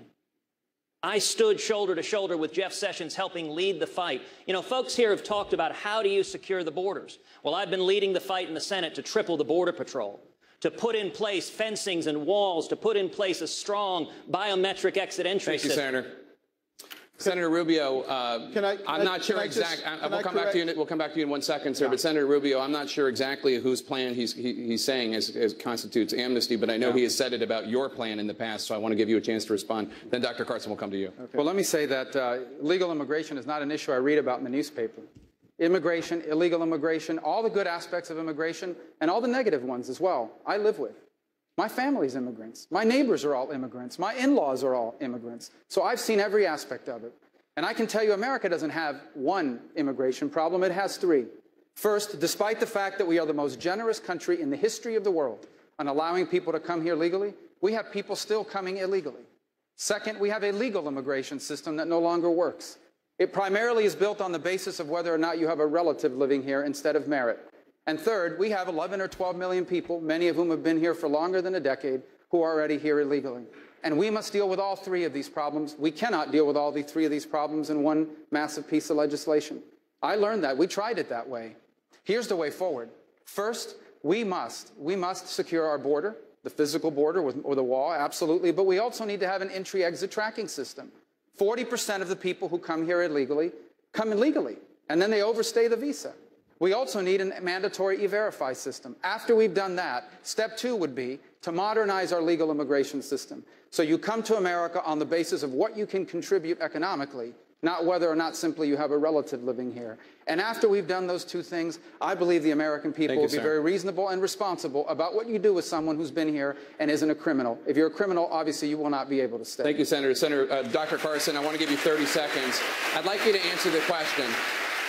Senator Cruz describes plans such as yours as amnesty. Why is your plan not amnesty? My plan is not amnesty for a number of reasons. Number one, you know, I've talked to farmers, and they said they cannot hire Americans to do the kind of job that I'm talking about. And the second reason is because the individuals who register as guest workers, they don't get the vote, they are not American citizens, and they don't get the rights and privileges of American citizens. So that's key. But the other thing that I want to bring up is I mentioned something earlier. I think it was just sort of glossed over. I talked about the success in Yuma County. I mean, incredible success. And the Department of Justice said, no, we don't want to do that. That's too successful. We don't have to keep reinventing the wheel. All we have to do is look at things that work. All we have to do is use a little common sense. Thank you, Dr. Carson. I want to talk about the issue of birthright citizenship, which has emerged since the first debate as a major issue in this campaign. Mr. Trump, you say that babies born in the United States to undocumented immigrants should not any longer get automatic American citizenship. Ms. Fiorina says that you are pandering on this issue and acting like the politicians that you rail against. What's your message to Ms. Fiorina on birthright citizenship? Well, first of all, the 14th Amendment says very, very clearly to a lot of great legal scholars, not television scholars, but legal scholars, that it is wrong. It can be corrected with an act of Congress, probably doesn't even need that. A woman gets pregnant. She's 9 months. She walks across the border. She has the baby in the United States, and we take care of the baby for 85 years. I don't think so. And by the way, Mexico and almost every other country anywhere in the world doesn't have that. We're the only ones dumb enough, stupid enough to have it. And people, and by the way, this is not just with respect to Mexico. They're coming from Asia to have babies here, and all of a sudden we have to take care of the babies for the life of the baby. The 14th Amendment, it reads properly. You can go, and it's probably going to have to go through a process of court, probably ends up at the Supreme Court. But there are a lot of great legal scholars that say that is not correct. And in my opinion, it makes absolutely no. We're the only one of the only countries. We're going to take care of those babies for 70, 75, 80, 90 years. I don't think so. Ms. Fiorina, the vast majority of countries do not have birthright citizenship. Donald Trump is right about that. Why is it pandering when he says this? First, let me say we have just spent a good bit of time discussing as Republicans how to solve this problem. I would ask your audience at home to ask a very basic question. Why have Democrats not solved this problem? President Obama campaigned in 2007 and 2008 on solving the immigration problem. He entered Washington with majorities in the House and the Senate. He could have chosen to do anything to solve this problem. Instead, he chose to do nothing. Why? Because the Democrats don't want this issue solved. They want it to be an issue that they can use. As to birthright citizenship, the truth is you can't just wave your hands and say the 14th Amendment is going to go away. It will take an extremely arduous vote in Congress, followed by 2/3 of the states. And if that doesn't work to amend the Constitution, then it is a long, arduous process in court. And meanwhile, what will continue to go on is what has gone on for 25 years. With all due respect, Mr. Trump, we have been talking about illegal immigration for 25 years. San Francisco has been a sanctuary city since 1989. There are 300 of them. And meanwhile, what has happened? Nothing. The border remains insecure. The legal immigration system remains broken. Look, we know what it takes to secure a border. We've heard a lot of great ideas here. Money, manpower, technology, mostly, apparently, leadership. The kind of leadership that understands how to get results. Thank you, Ms. Fiorina. Mr. Trump, I agree 100%. By the way, with Carly on the fact that the Democrats do not want to solve this problem for the obvious reasons, but they do not. But I believe that a reading of the 14th Amendment allows you to have an interpretation where this is not legal and where it can't be done. I've seen both sides, but some of the greatest scholars agree with me without having to go through Congress. If you do go through Congress, you can absolutely solve the problem. Thank you, Mr. Trump. You would stipulate, Mr. Trump, that not everyone agrees with you. That's true, sure. Senator Paul, I want to bring you in. Where do you stand on the issue of birthright citizenship? Well, I hate to say it, but Donald Trump has a bit of a point here. The case that was decided around 1900 was people had a green card, were here legally, and they said that their children were citizens. There's never been a direct Supreme Court case on people who are here illegally, whether or not their kids are citizens. So it hasn't really been completely adjudicated. The 14th Amendment says that those who are here and under the jurisdiction. The original author of the 14th Amendment said on the Senate floor that this was applying to slaves and did not specifically apply to others. All right, Senator Paul, thank you so much. Let's turn to a new topic. We've received a lot of questions on social media about the economy and about jobs. We have two CEOs on stage right now. Ms. Fiorina, you were CEO of Hewlett-Packard. Donald Trump says you, quote, ran HP into the ground. You laid off tens of thousands of people. You got viciously fired. For voters looking to somebody with private sector experience to create American jobs, why should they pick you and not Donald Trump? I led Hewlett-Packard through a very difficult time, the worst technology recession in 25 years. The NASDAQ stock index fell 80%. It took 15 years for the stock index to recover. We had very strong competitors who literally went out of business and lost all of their jobs in the process. Despite those difficult times, we doubled the size of the company. We quadrupled its top-line growth rate. We quadrupled its cash flow. We tripled its rate of innovation. Yes, we had to make tough choices. And in doing so, we saved 80,000 jobs, went on to grow to 160,000 jobs, and now Hewlett-Packard is almost 300,000 jobs. We went from lagging behind to leading in every product category and every market segment. We must lead in this nation again, and some tough calls are going to be required. But as for the firing, I have been very honest about this from the day it happened. When you challenge the status quo, you make enemies. I made a few. Steve Jobs told me that when he called me the day I was fired to say, hey, been there, done that twice. It's also true that the man that led my firing, Tom Perkins, just took out a full-page ad in the New York Times to say he was wrong, I was right, I was a terrific CEO, the board was dysfunctional, and he thinks I will make a magnificent president of the United States. Well, Mr. Trump, why would you be better at creating jobs than Carly Fiorina? Well, let me just explain. The head of the Yale Business School, Jeffrey Sonnenfeld, wrote a paper recently, one of the worst tenures for a CEO that he has ever seen, ranked one of the top 20 in the history of business. The company is a disaster and continues to be a disaster. They still haven't recovered. In fact, today on the front page of the Wall Street Journal, they fired another 25 or 30,000 people, saying we still haven't recovered from the catastrophe. When Carly says the revenues went up, that's because she bought Compaq. It was a terrible deal, and it really led to the destruction of the company. Now, one other company before that was Lucent. Carly was at Lucent before that. And Lucent turned out to be a catastrophe also. So I only say this. She can't run any of my companies. That I can tell you. Ms. Fiorina, I want to give you a chance to respond. Jeffrey Sonnenfeld is a well-known Clintonite and honestly had it out for me from the moment that I arrived at Hewlett-Packard. But honestly, Mr. Trump, I find it quite rich that you would talk about this. You know, there are a lot of us Americans who believe that we are going to have trouble someday paying back the interest on our debt because politicians have run up mountains of debt using other people's money. That is, in fact, precisely the way you ran your casinos. You ran up mountains of debt as well as losses using other people's money, and you were forced to file for bankruptcy not once, I never filed not for twice, 4 times, a record 4 times. Why should we trust you to manage the finances of this nation any differently than you manage the finances of your casinos? Carly, Mr. Trump. I made over $10 billion. I had a casino company. Caesars just filed for bankruptcy. Chris will tell you, it's not Chris's fault either.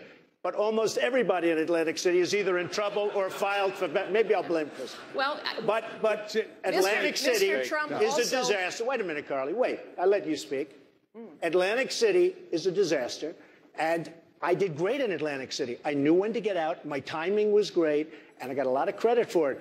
Many of the great business people that you know, and Carl Icahn's going to work with me on making great deals for this country, but whether it's Carl or so many others that we read about all the time, Thank you, Mr. they Trump. have used the laws of the land, which are the best. Thank you, Mr. Trump. Governor Christie's name has been invoked. I'd like to give him the 30-second opportunity. Listen, while I'm as entertained as anyone by this personal back and forth about the history of Donald and Carly's career, for the 55-year-old construction worker out in that audience tonight who doesn't have a job, who can't fund his child's education, I got to tell you the truth. They could care less about your careers. They care about theirs.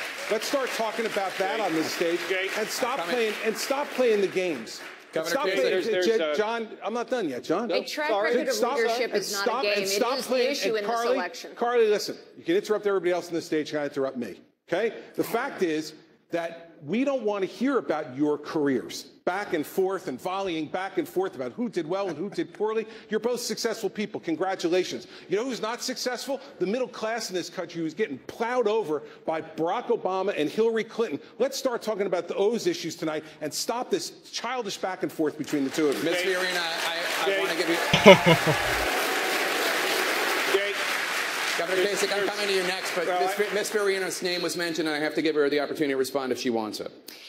Well, I thought we had been hearing quite a bit about Governor Christie's record as governor. Actually, I think track records are very important. I completely agree that what's at stake here is the future of this nation and the future of every American. But I do think that a track record of leadership is vital because in the end, this election is about leadership. And let's talk about what leadership is. It's not about braggadocio. It is about challenging the status quo, solving problems, producing results, and the highest calling of leadership is to unlock potential in others. Thank you. Problems have festered in Washington for too long, and the potential of this nation is being crushed. Thank you, Ms. Fiorina. Governor Kasich, I want to come to you. I'm coming to you. I'm coming to you. Let me ask the question. You can use it the time however you want. Okay, Jay. Donald Trump says that the hedge fund guys are getting away with murder by paying a lower tax rate. He wants to raise the taxes of hedge fund managers, as does Governor Bush. Do you agree? I don't at this point in terms of changing the incentives for investment and risk-taking. But let's just stop for a second. There's one person on this stage that does have a record, I'm the only person on the stage and one of the few people in this country that led the effort as the chief architect of the last time we balanced the federal budget. We also cut taxes. And when I left Washington in 2000, we had a $5 trillion surplus and the economy was booming. I'd spent 10 years of my life to get us to that point. Went out in the private sector. It was a great experience, and went into Ohio and took an $8 billion hole and turned it into a $2 billion surplus. We've had the largest amount of tax cuts of any sitting governor. We've grown well over 300,000 jobs. You see, I've done it in both places. I'm the only one here that's done it in both places. It took a lot to get us to a balanced budget. It was legitimate, it was real, and we negotiated it. A lot of what we're talking about here tonight is, I'm going to take this position and that position. You know what? At the end of the day, America's got to work. We got to figure out how we come together to deal with this, with our fiscal problems, because when we deal with that, we create a stronger economy for everybody. People have a chance to rise. So, you know, when we think about how we make a choice, it's the person that lands that plane. It's not somebody that talks about it. It's about the person who's done it. And I've done it in both places. And I did it, including people in the other party, and that's how we were successful, and that's how I will be president, using that experience to drive this country forward. Governor Huckabee, I want to bring you in on the question of hedge fund managers and taxing them. You have said that you are bothered by the fact that hedge fund managers pay such a low tax rate and make 2,500 times what people who work for them make. Do you agree with what Donald Trump and Governor Bush have proposed, raising their tax rates? I have a different idea. I think we ought to get rid of all the taxes on people who produce. Why should we penalize productivity? And it's why I'm an unabashed supporter of the fair tax, which would be a tax on our consumption rather than a tax on our productivity. In other words, you're not going to tax anybody for what they earn, whether it's a worker who's working by the hour or whether it's a hedge fund manager. If they can produce something and bring capital and labor to create jobs, we need some jobs. And I think the fair tax makes more sense. Now, Jake, I've been listening to everybody on the stage, and there's a lot of back and forth about I'm the only one who's done this, the only one who's done that. I've done great things. We've all done great things or we wouldn't be on this stage. But it occurs to me as we're sitting here in the Reagan Library that most of us would like to pay tribute to a guy who, when he got elected, didn't get elected telling everybody how great he was. He got elected telling everybody how great the American people were, and he empowered them to live their dreams, which is what I'd love to see us do by no longer penalizing the people who are out there working, because they're taking a gut punch right now. Thank you, Governor. Dr. Carson, you support scrapping the entire tax code and replacing it with a flat tax based on the principle of tithing from the Bible. If you make $10 billion, you pay $1 billion in taxes. If you make $10, you pay $1 in taxes. Donald Trump believes in progressive taxation. He says it's not right that rich people pay the same as the poor. Tell Donald Trump why his ideas on taxes are wrong. It's all about America. You know, the people who say the guy who paid $1 billion because he had 10, he's still got $9 billion left. That's not fair. We need to take more of his money. That's called socialism. That doesn't work so well. What made America into a great nation was the fact that we said, that guy just put in $1 billion. Let's create an environment that's even more conducive to his success so that next year he can put in $2 billion. And that's the kind of thing that helps us to grow. We can't grow by continuing to take a piece of pie and dividing it and redistributing it. But I'm also looking at what Governor Huckabee talked about. You don't want me operating on you, I assure you that. The fair tax. Looking at both of them, and we're evaluating them both, and I'm talking to the American people, because one of the things we must recognize is that this country is of, for, and by the people. And it's really time that the government get out of the way and let the people be the ones who decide how they want to run their country. Mr. Trump, what do you think of the flat? Yes. What do you think of the flat tax? Do you think it's fair? Well, I think the thing about the flat tax, I know it very well, that I don't like is if you make $200 million a year, you pay 10%. You're paying very little relatively to somebody that's making $50,000 a year and has to hire H&R Block to do the work because it's so complicated. One thing I'll say to Ben is that we've had a graduated tax system for many years, so it's not a socialistic thing. What I'd like to do is, and I'll be putting in the plan in about 2 weeks, and I think people are going to like it, it's a major reduction in taxes. It's a major reduction for the middle class. The hedge fund guys won't like me as much as they like me right now. I know them all, but they'll pay more. I know people that are making a tremendous amount of money and paying virtually no tax, and I think it's unfair. Thank you, Mr. Trump. Senator Paul. I'm glad we're having a discussion about taxes because everybody laments that we lose jobs overseas. Well, yeah, our companies and our jobs are being chased overseas by a 70,000-page tax code. So that's why I've chosen to get rid of the whole thing and have one single rate, 14.5% for everybody, business and for corporate income and personal income. But we also get rid of the payroll tax, so the working class would get a tax break as well. So I think a flat tax, eliminating the tax code, getting rid of all the loopholes is the way to go, and it's the way we get America going again. Governor Walker, I want to go to you. Dr. Carson wants to raise the federal minimum wage. You have called it a lame idea. Why is raising the federal minimum wage lame? I said the best way to help people see their wages go up is to get them the education, the skills they need to take on careers that pay far more than minimum wage. And it's why we talk about it's all about jobs. You want to help people actually get jobs. It's why on that last question we were trying to jump in on taxes. To me, it's not just about taxes, cutting taxes. I've done as much as anybody. I've cut income taxes. I've cut property taxes. In fact, property taxes are lower today in my state than they were before we took office. The real issue is about jobs. Ronald Reagan, our plan is based on the Ronald Reagan tax cuts of 1986. That brought about one of the longest sustained periods of economic growth in American history. All the things we should be talking about tonight are about how do we create jobs, helping people get the skills and the education and qualifications they need to succeed. That's the way you help people create jobs. It's part of our larger plan to reform the tax code, to cut taxes, to put in place an education system that gives people the skills and education that they need, to put in place an all-the-above energy policy. But you start on day one with repealing Obamacare. I'm the only one on this stage who's actually got a plan, introduced an actual plan to repeal Obamacare on day one. I'll send a bill up to Congress and to make sure they actually enact it. I'm going to sign an order that makes the Congress live by the same rules as everybody else. Thank you, Governor. That will ensure they repeal Dr. Obamacare. Carson, Governor Walker didn't really answer the question, but I'll let you respond. He called raising the federal minimum wage lame. What do you think of that? Well, first of all, let me say what I actually said about raising the minimum wage. I was asked, should it be raised? I said, probably or possibly.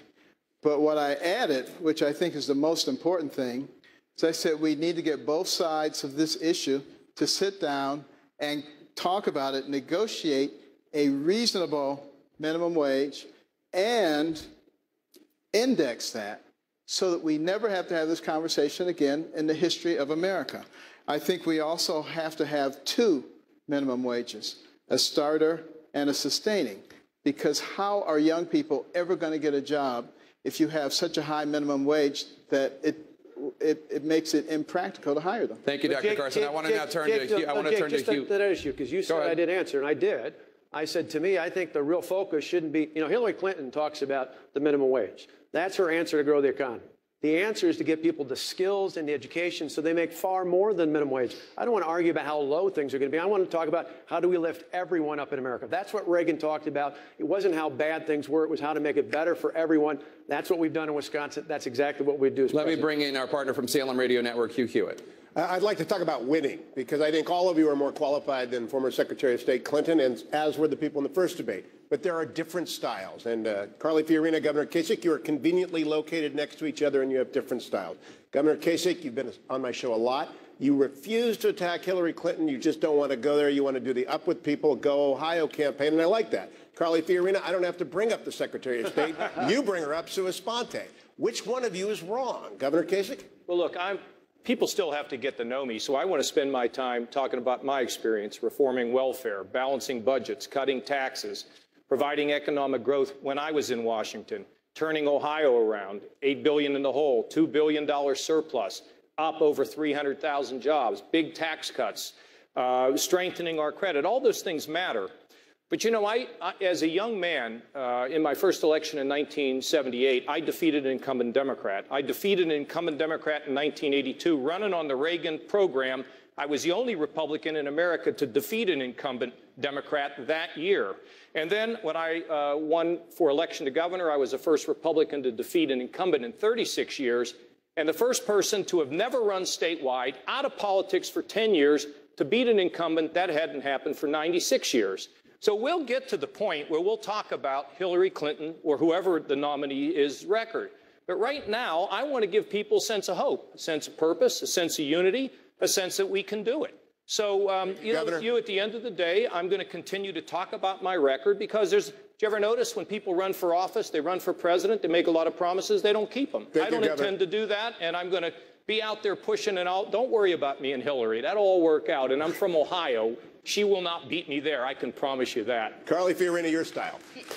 You see, Governor Christie, people spend a lot of time talking about their track records, and Mr. Trump and I have every right to do the same. And Mrs. Clinton is going to have to defend her track record of lying about Benghazi, of lying about her emails, about lying about her servers. She does not have a track record of accomplishment. Like Mrs. Clinton, I too have traveled hundreds of thousands of miles around the globe. But unlike Mrs. Clinton, I know that flying is an activity. It is not an accomplishment. Mrs. Clinton, if you want to stump a Democrat, ask them to name an accomplishment of Mrs. Clinton. Thank you, Ms. Fiorina. Governor Christie, your name was mentioned. I want to give you a chance to respond. Listen, you know, Hugh, it's an important point. And the question is, who's going to prosecute Hillary Clinton? The Obama White House seems to have no interest. The Justice Department seems to have no interest. I think it's time to put a former federal prosecutor on the same stage with Hillary Clinton, and I will prosecute her during those debates on that stage for the record that we're talking about here. The fact that she had a private email server in her basement using national security secrets running through it could have been hacked by the Russians, the Chinese, or two 18-year-olds on a toot wanting to have some fun. No one's answering that question from the Hillary Clinton camp. You know why? Because she knows she's wrong, and she cannot look in the mirror at herself, and she cannot tell the American people the truth. Thank you, Governor Christie. There is a whole lot more coming up ahead. A world of trouble. The challenges that one of these candidates may face in the Oval Office and how he or she will handle it. Stay with us. Welcome back to CNN's Republican presidential debate. Let's turn to some issues now in foreign policy. Mr. Trump, Senator Rubio said it was, quote, very concerning to him that in a recent interview you didn't seem to know the details about some of the enemies the U.S. faces. Rubio said, if you don't know the answers to those questions, you will not be able to serve as commander-in-chief. Please respond to Senator Rubio. Well, I heard Hewitt, a nice man, he apologized because he actually said that we had a misunderstanding, and he said today that Donald Trump is maybe the best interview there is anywhere that he's ever done. Now, unless he was just saying that on CNN to be nice, but he did say that. Oh, you're the best interview in America. And we had a legitimate misunderstanding in terms of his pronunciation of a word, but I would say just, well, I think it was. And he actually said that. Did you say that? And so radio makes an interesting thing. Okay, so I will say this, though. You was giving me name after name, Arab name, and there are few people anywhere that would have known those names. I think he was reading them off a sheet. And frankly, I will have, and I told him, I will have the finest team that anybody's put together, and we will solve a lot of problems. You know, right now, they know a lot, and look at what's happening. The world is blowing up around us. We will have great teams and great people. Senator I hope that answers your question. I mean, you are in the Senate, but I hope that answers your question. Well, it does, but then it's the following way. This is an important question. I think if you're running for president, these are important issues, because look around the world today. There is a lunatic in North Korea with dozens of nuclear weapons and a long-range rocket that can already hit the very place in which we stand tonight. The Chinese are rapidly expanding their military. They hack into our computers. They're building artificial islands in the South China Sea, the most important shipping lane in the world. A gangster in Moscow is not just threatening Europe, he's threatening to destroy and divide NATO. You have radical jihadists in dozens of countries across multiple continents, and they even recruit Americans using social media to try to attack us here at home. And now we've got this horrible deal with Iran where a radical Shia cleric with an apocalyptic vision of the future is also guaranteed to one day possess nuclear weapons and also a long-range rocket that can hit the United States. These are extraordinarily dangerous times that we live in. And the next president of the United States better be someone that understands these issues and has good judgment about them. Because the #1 issue that a president will ever confront, and the most important obligation that the federal government has, is to keep this nation safe. And today, we are not doing that. We are eviscerating our military, and we have a president that is more respectful to the Ayatollah in Iran than he is to the Prime Minister of Israel. Mr. Trump, Senator Rubio seemed to be suggesting that you don't know information. No, I don't think he's suggesting that at all. I mean, Are you, Senator Rubio? I don't think he's suggesting that. Well, that's why we have a debate. I think that we should have a deeper debate about these issues, because there is no more important decision that a president will make. But are you saying that you have the knowledge to be the president that Mr. Trump does not have? Well, you should ask him questions in detail about the foreign policy issues our president will confront, because you better be able to lead our country on the first day. Not 6 months from now, not a year from now. On the first day in office, our president could very well confront a national security crisis. You can't predict it. Sometimes you cannot control it. And it is the federal government does all kinds of things it's not supposed to be doing. It regulates bathrooms. It regulates schools that belong to local communities. But the one thing that the federal government must do, the one thing that only the federal government can do, is keep us safe. And a president better be up to date on those issues on his first day in office, or on her first day in office. Mr. Trump.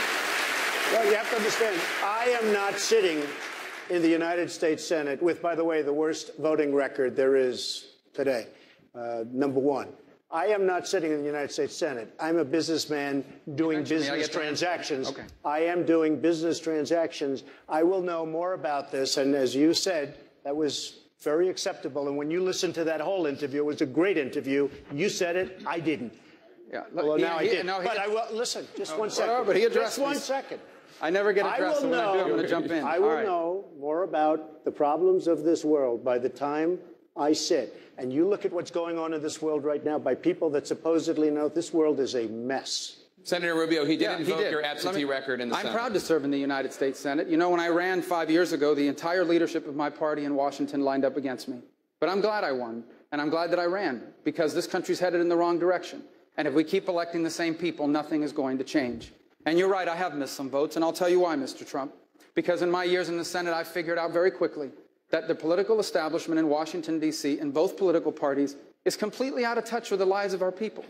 You have millions of people in this country living paycheck to paycheck, and nothing's being done about it. We are about to leave our children with $18 trillion in debt, and they're about to raise the debt limit again.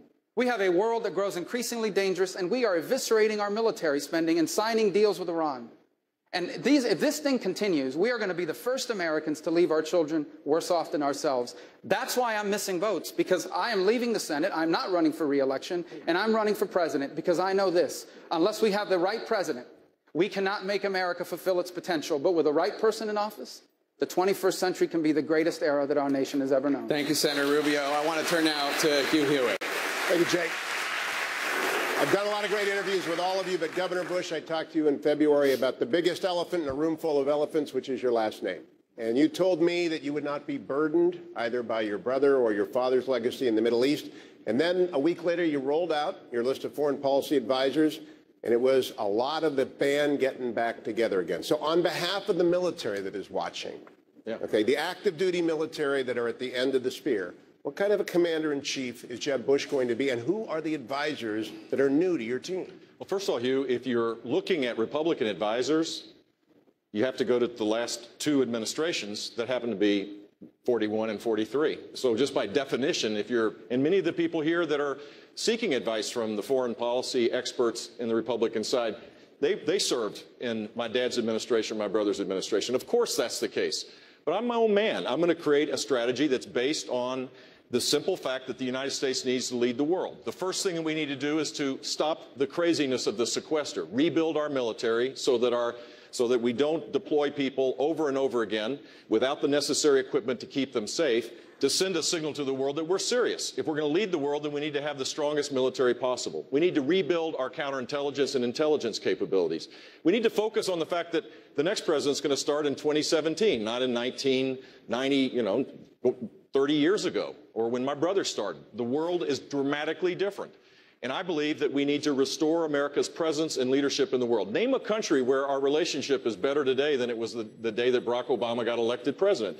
Under Hillary Clinton and Barack Obama, we have seen a weakness that now creates huge problems for the next president of the United States. So I'll have a team that will be that will be following the doctrine that I set up, and it'll be peace through strength. We're sitting here in this library, which is a wonderful place to talk about this, because that's exactly what happened in the 1980s, and the world was a lot safer because of the leadership of Ronald Reagan and my Trump. I want to ask you a question, though. You've promised us great leaders, and I believe that. But Jeb Bush has laid out 20 different people that have experience around the world. There are 190 countries. You can't run the world by yourself. When are we going to get some names on your military and your foreign policy advisors? And I'm meeting with people that are terrific people, but I have to say something because it's about judgment. I am the only person on this dais, the only person that fought very, very hard against us, and I wasn't a sitting politician, going into Iraq. Because I said going into Iraq, that was in 2003, you can check it out, I'll give you 25 different stories. In fact, a delegation was sent to my office to see me because I was so vocal about it. I'm a very militaristic person, but you have to know when to use the military. I'm the only person up here that fought against going into Iraq. Can I make a response to that? Just excuse me 1 second, Rand, if you don't mind, Rand. You know, you are on last, you do have your 1%. I would like, and I think it's very important, I think it's important because it's about judgment. It's about judgment. I didn't want to go into Iraq, and I fought it because what I said to you, was you're going to destabilize the Middle East, and that's what happened. So he's referred to me in his remarks. May I make a response? Right after me. I'll yield the floor. What do you guys say in the Senate when you're talking and debating? Absolutely. Go ahead. Here's the facts. When Donald Trump talks about judgment, what was his position on who would have been the best negotiator to deal with Iran? It wasn't a Republican. It was Hillary Clinton. That's what you believe. I mean, the lack of judgment and the lack of understanding about how the world works is really dangerous in this kind of time that we're saying. So is that the judgment that you bring to the table, that Hillary Clinton is a great negotiator, that she could bring about a better deal with Iran? And your brother's administration gave us Barack Obama because it was such a disaster those last 3 months that Abraham Lincoln couldn't have been elected. You know what? As it relates to my brother, there's one thing I know for sure. He kept us safe. I don't know if you remember, Donald,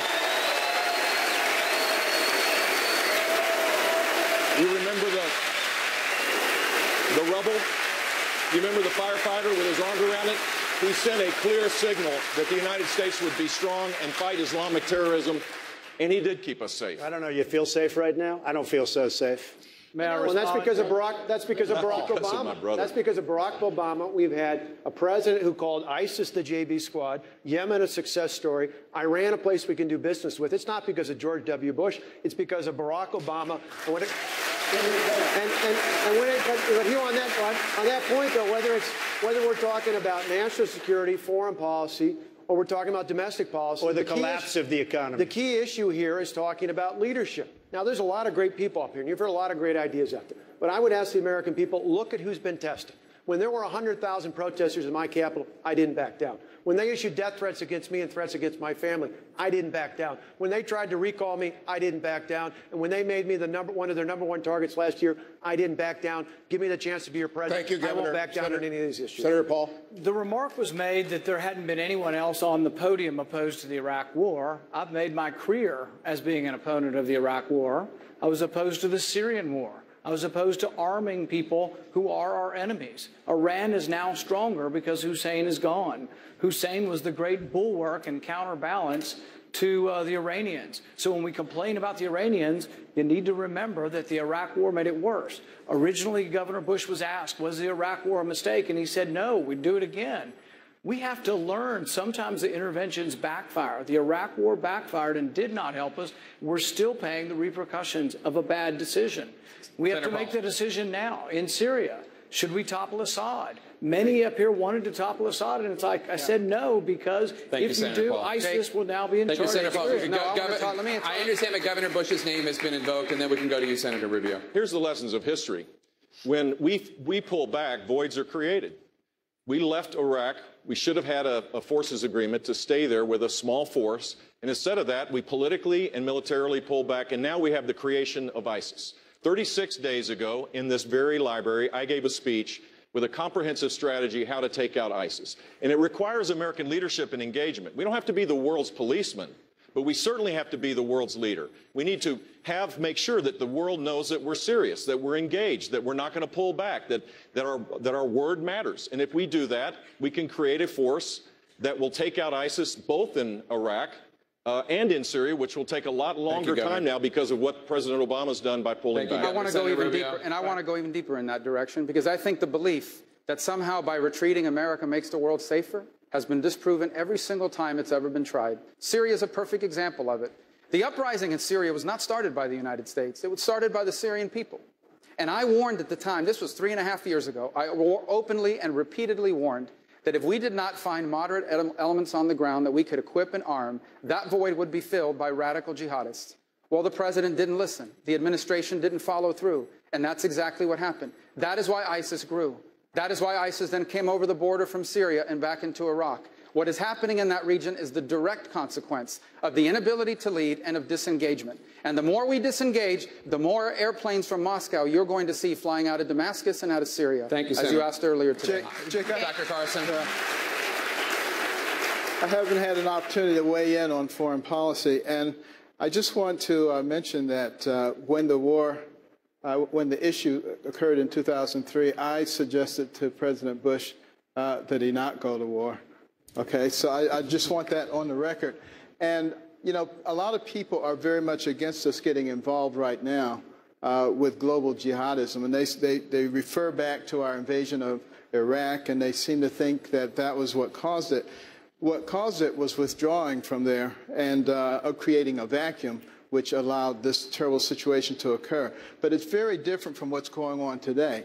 We're talking about global jihadists who actually want to destroy us. They are an existential threat to our nation. And we have to be mature enough to recognize that our children will have no future if we put our heads in the sands. We have to recognize we have two choices. We either allow them to continue to progress and appear to be the winners, or we use every resource available to us to destroy them. It's interesting that you say that, because I want to ask Governor Christie about something else that you have said. Governor Christie, we just marked the 14th anniversary of the 9/11 attacks. Now, Dr. Carson has said that if he had been president at the time, the United States would not have gone to war in Afghanistan. What does that say to you about how Dr. Carson would respond as president if America were attacked again? Well, Jake, I was named U.S. Attorney by President Bush on September 10th, 2001. And that next day, my wife, Mary Pat, did what she did every day. She traveled through the World Trade Center and went to her office 2 blocks from the World Trade Center.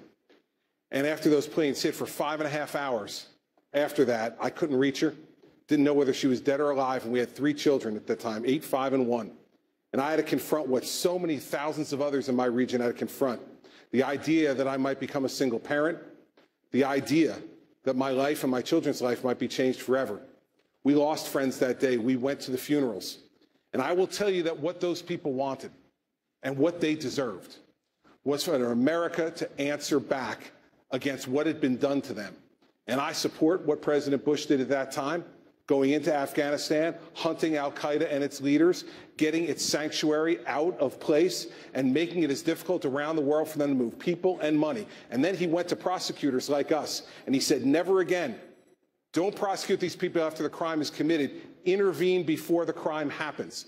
I absolutely believe that what the president did at the time was right, and I am proud to have been one of the people on the stage who was part of making sure that what Governor Bush said before was the truth. America was safe for those 7 years, and Barack Obama has taken that safety away from us. Dr. Carson.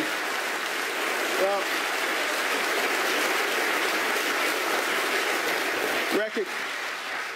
recognize that, you know, President George W. Bush was a great friend of ours, and we spent many wonderful days at the White House.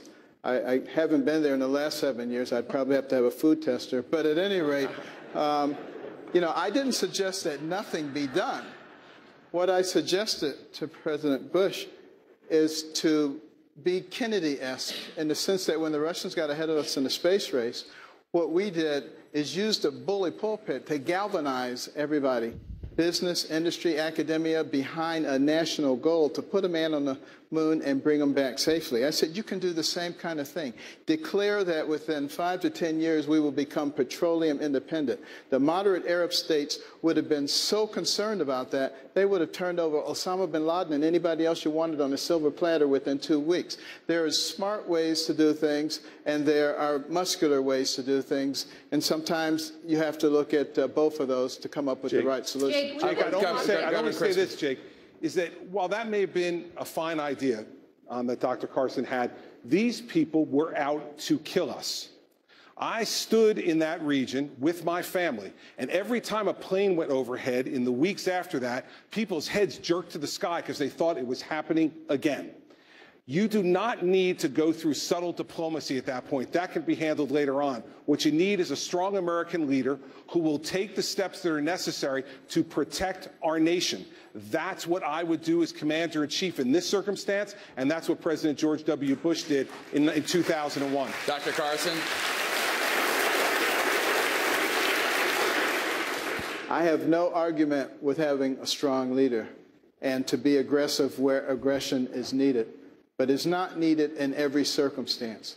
There is a time when you can use your intellect to come up with other ways to do things, and I think that's what we have to start thinking about. There is no question that a lot of these problems that we have been talking about in terms of the international situation is because we are weak. It's because our Navy is so small. It's because our Air Force is incapable of doing the same things that it did a few years ago. It's because our Marine Corps is not ready to be deployed. There are a lot of problems that are going on, and we need to solve those problems. We need to build up our military. Radical terrorism cannot be solved by intellect. It cannot. They require, what they need is they need an operating space. That's what Afghanistan was for al-Qaeda. It was a vacuum that they filled, and they created an operating space. That's why they had to be drawn out of there. That's why they had to be destroyed. It is the reason why ISIS has now grown as well.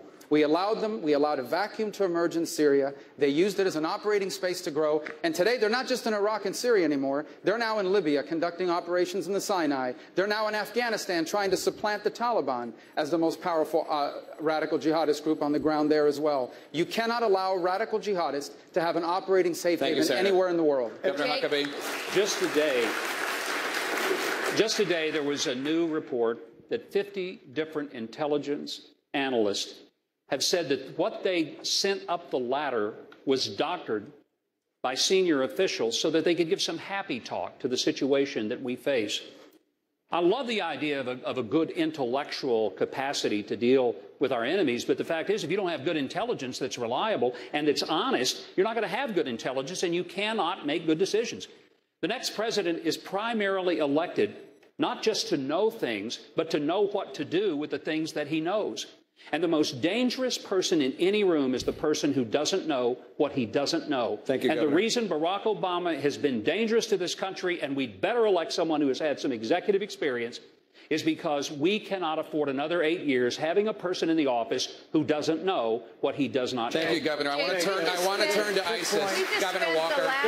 We just spent the last 10 minutes. Governor Walker, there is a big debate right now. We've been talking about ISIS here and there about this in this discussion. There's a big debate right now about whether or not to send more U.S. troops to fight ISIS in Iraq and Syria. In the first debate earlier this evening, Senator Lindsey Graham argued that candidates are only serious about fighting ISIS if they are willing to send 10,000 U.S. troops to Iraq, 10,000 U.S. troops as part of a coalition to Syria.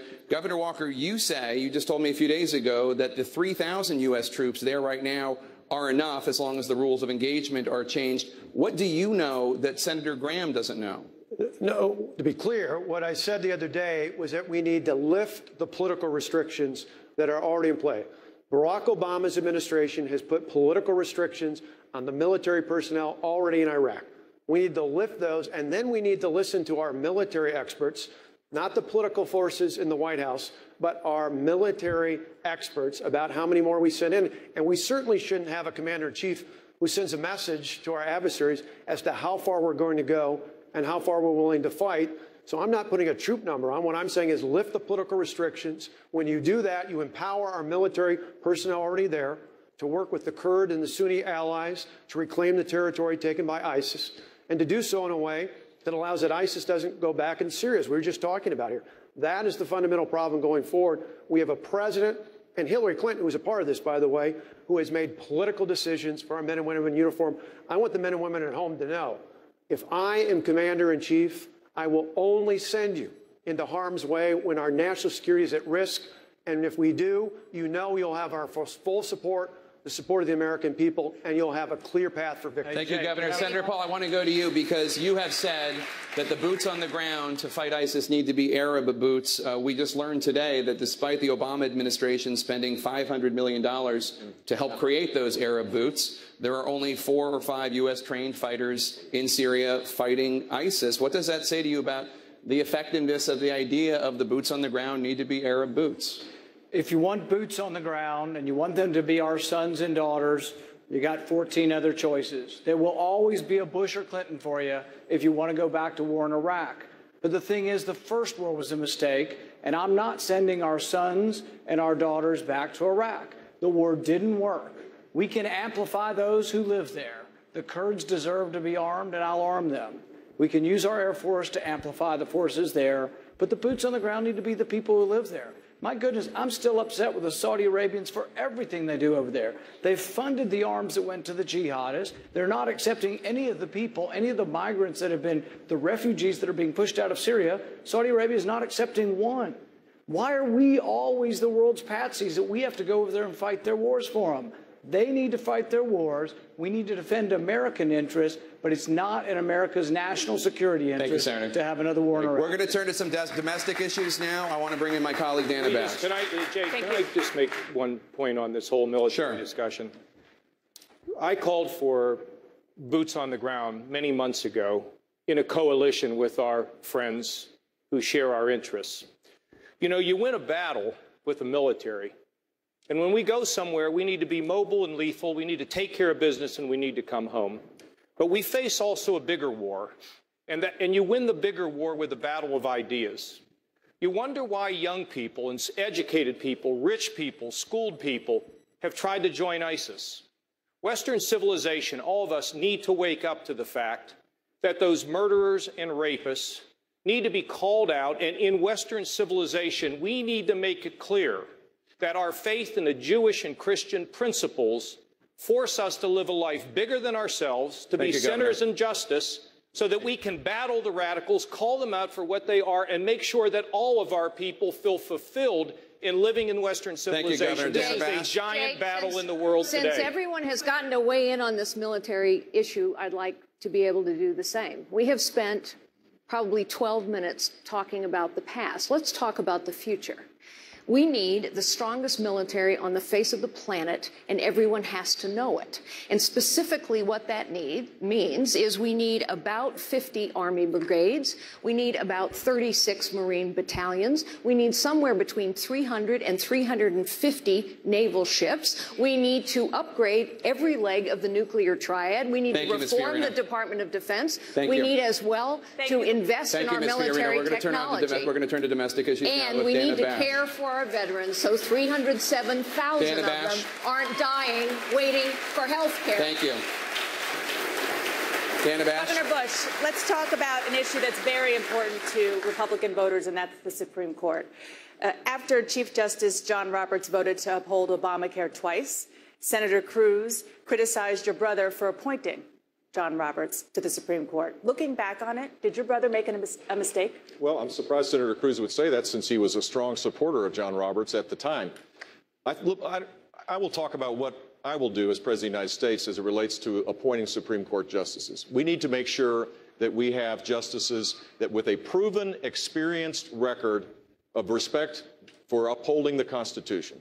That is what we need. We can't have the history in recent past is appoint people that have no experience so that you can't get attacked.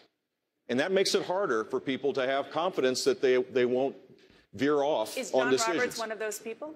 John Roberts has made some really good decisions, for sure, but he did not have a proven, extensive record that would have made clarity the important thing. And that's what we need to do. And I'm willing to fight for those nominees to make sure that they get passed. You can't do it the politically expedient way anymore. This is the culture in Washington. You have to fight hard for these appointments. This is perhaps the most important thing that the next president will do. Do you like what you just heard, Senator Cruz? Well, Dan, I've known John Roberts for 20 years. He's an amazingly talented lawyer. But yes, it was a mistake when he was appointed to the Supreme Court. He's a good enough lawyer that he knows in these Obamacare cases, he changed the statute, he changed the law in order to force that failed law on millions of Americans for a political outcome. And, you know, we're frustrated as conservatives. We keep winning elections, and then we don't get the outcome we wanted. Let me focus on 2 moments in time. Number one, in 1990, in one room was David Souter, in another room was Edith Jones, the rock-ribbed conservative on the Fifth Circuit Court of Appeals. George Herbert Walker Bush appointed David Souter. And then in 2005, in one room was John Roberts, in another room was my former boss, Mike Ludig, the rock-ribbed conservative on the Fourth Circuit Court of Appeals. Thank you, Senator. George W. Bush appointed John Roberts. And let me give you the consequences of that. If instead the President Bushes had appointed Edith Jones and Mike Ludig, which is who I would have appointed, Obamacare would have been struck down 3 years ago, and the marriage laws of all 50 states would be on the books. These matter, and I've fought to defend the Constitution my whole life, and Governor I will Bush, as president as well. I want to let you respond. Well, first of all, as I said, he supported John Roberts. He supported him publicly. So you can rewrite history, I guess, Ted, but the simple fact is that you supported him because he had all the criteria that you would have thought would have made a great justice. And I think he is doing a good job.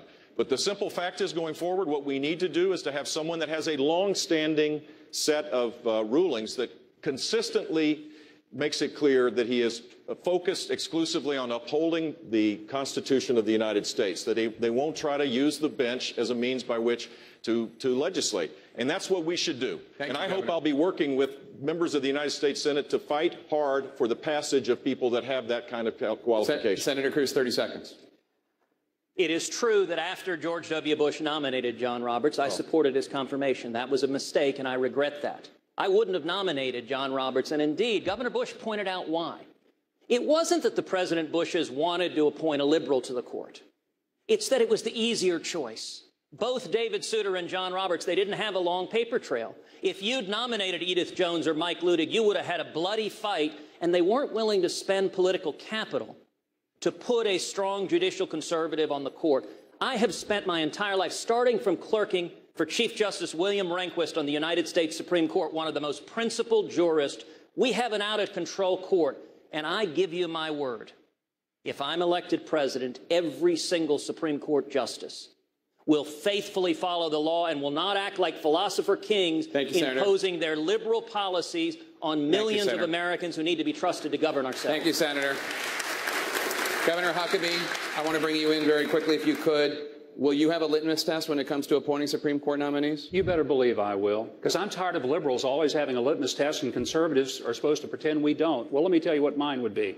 Number one, I'd ask, do you think that the unborn child is a human being, or is it just a blob of tissue? I'd want to know the answer to that. I'd want to know, do you believe in the First Amendment? Do you believe that religious liberty is the fundamental liberty around which all the other freedoms of this country are based? And I'd want to know, do you really believe in the Second Amendment? Do you believe that we have an individual right to bear arms, to protect ourselves and our family, and to protect our country? And do you believe in the Fifth and the 14th Amendment? Do you believe that a person, before they're deprived of life and liberty, should in fact have due process and equal protection under the law? Because if you do, you're going to do more than defund Planned Parenthood. One final thing. I'd make darn sure that we absolutely believe the 10th Amendment. Every governor on this stage would share this much with you. Every one of us. Our biggest fight wasn't always with the legislature or even with the Democrats. My gosh, half the time it was with the federal government, who apparently never understood that if it's not reserved in the Constitution, then the 10th Amendment says it's left to the states, but somebody forgot to send a memo to Washington. Thank you, Governor. Now, we're going to take a quick break. Coming up, one of the hottest questions that you have been asking us via social media. We will pose it to the candidates. That's coming up right after this. Welcome back to CNN's Republican presidential debate at the Reagan Library here in Simi Valley, California. Many people on social media wanted us to ask about marijuana legalization. Senator Paul, Governor Christie recently said, quote, if you're getting high in Colorado today, where marijuana has been legalized, enjoy it until January 2017, because I will enforce the federal laws against marijuana. Will you? I think one of the great problems and what the American people don't like about politics is hypocrisy. People who have one standard for others and not for themselves. There's at least one prominent example on the stage of someone who says they smoked pot in high school. And yet the people who are going to jail for this are poor people, often African Americans and often Hispanics. And yet the rich kids who use drugs aren't. I personally think that this is a crime for which the only victim is the individual. And I think that America has to take a different attitude. I'd like to see more rehabilitation and less incarceration. I'm a fan of the drug courts, which try to direct you back towards work and less time in jail. But the bottom line is the states, we say we like the 10th Amendment until we start talking about this. And I think the federal government's gone too far. I think that the war on drugs has had a racial outcome and really has been something that's really damaged our inner cities. Not only do the drugs damage them, we damage them again by incarcerating them and then preventing them from getting employment over time. So I don't think that the federal government should override the states. I believe in the 10th Amendment, and I really will say that the states are left to themselves. I want to give the person that you called a hypocrite an opportunity to respond. Do you want to identify that person? Well, I think if we left it open, we could see how many people smoked pot in high school. Is there somebody you were specifically thinking of? Well, you know, the thing is... He was talking about me. Yeah, I was talking about... That's what I thought, but I wanted him to say it. I wanted to make it easier for him, and I just did. Governor Bush, please. So 40 years ago, I smoked marijuana, and I admit it. I'm sure that other people might have done it and may not want to say it in front of 25 million people. My mom's not happy that I just did. That's true. But here's the deal. Here's the deal. We have a serious epidemic of drugs that goes way beyond marijuana. What goes on in Colorado, as far as I'm concerned, that should be a state decision. But if you look at the problem of drugs in this society today, it's a serious problem.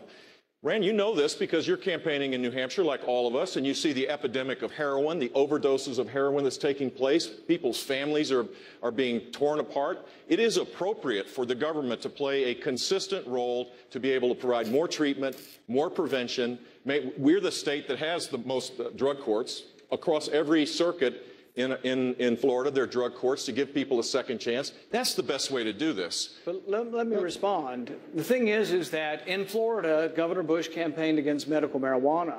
That means that a small child like Morgan Hintz that has 500 seizures a day is failing on 9 traditional medications, is not allowed to use cannabis oil, and that if they attempt to do that in Florida, they will take the child away. They will put the parents in jail.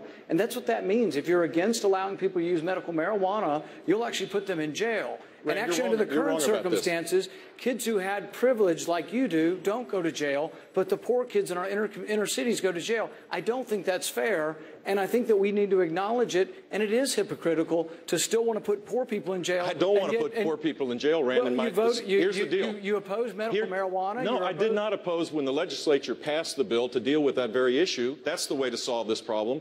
Medical marijuana on the ballot was opened up. There's a huge loophole. It was the first step towards getting to a Colorado place. And as a citizen of Florida, I voted no.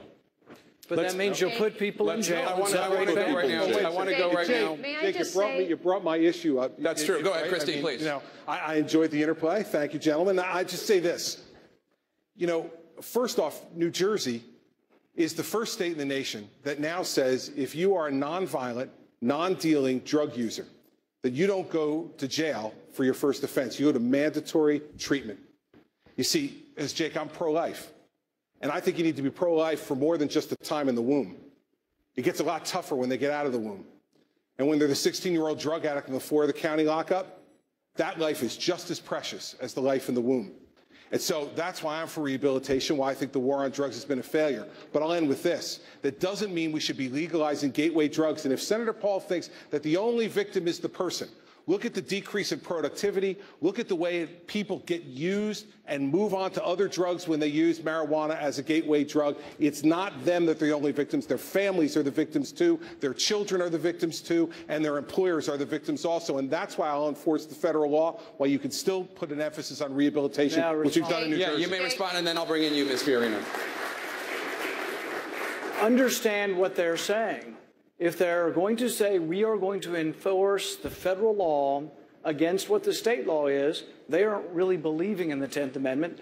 Governor Christie would go into Colorado And if you're breaking any federal law on marijuana, even though the state law allows it, he would put you in jail.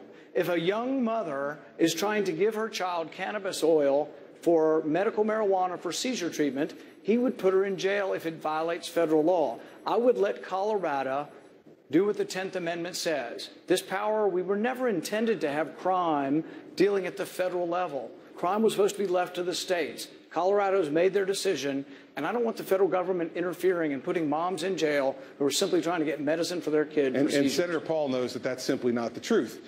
In New Jersey, we have medical marijuana laws, which I've supported and implemented. This is not medical marijuana. This goes a much further step beyond. This is recreational use of marijuana. This is much different. And so while he'd like to use a sympathetic story to back up his point, it doesn't work. I'm not against medical marijuana. We do it in New Jersey. But I am against the recreational use of marijuana. If he wants to change the federal law, get Congress to pass the law to change it and get a president to sign it. May I respond? Yes, Senator Paul. Here's the thing is he doesn't want to make it about medical marijuana, but what if New Jersey's medical marijuana contradicts the federal law? He's saying he will send the federal government in and he will enforce the federal law. That's not consistent with the 10th Amendment. It's not consistent with states' rights, and it's not consistent with a conservative vision for the country. I don't think we should be sending the federal police in to arrest a mother and separate them from their child for giving a medicine to their child for seizures. And Jake, I want to bring in Ms. Fiorina. I want to bring in Ms. Fiorina on this issue.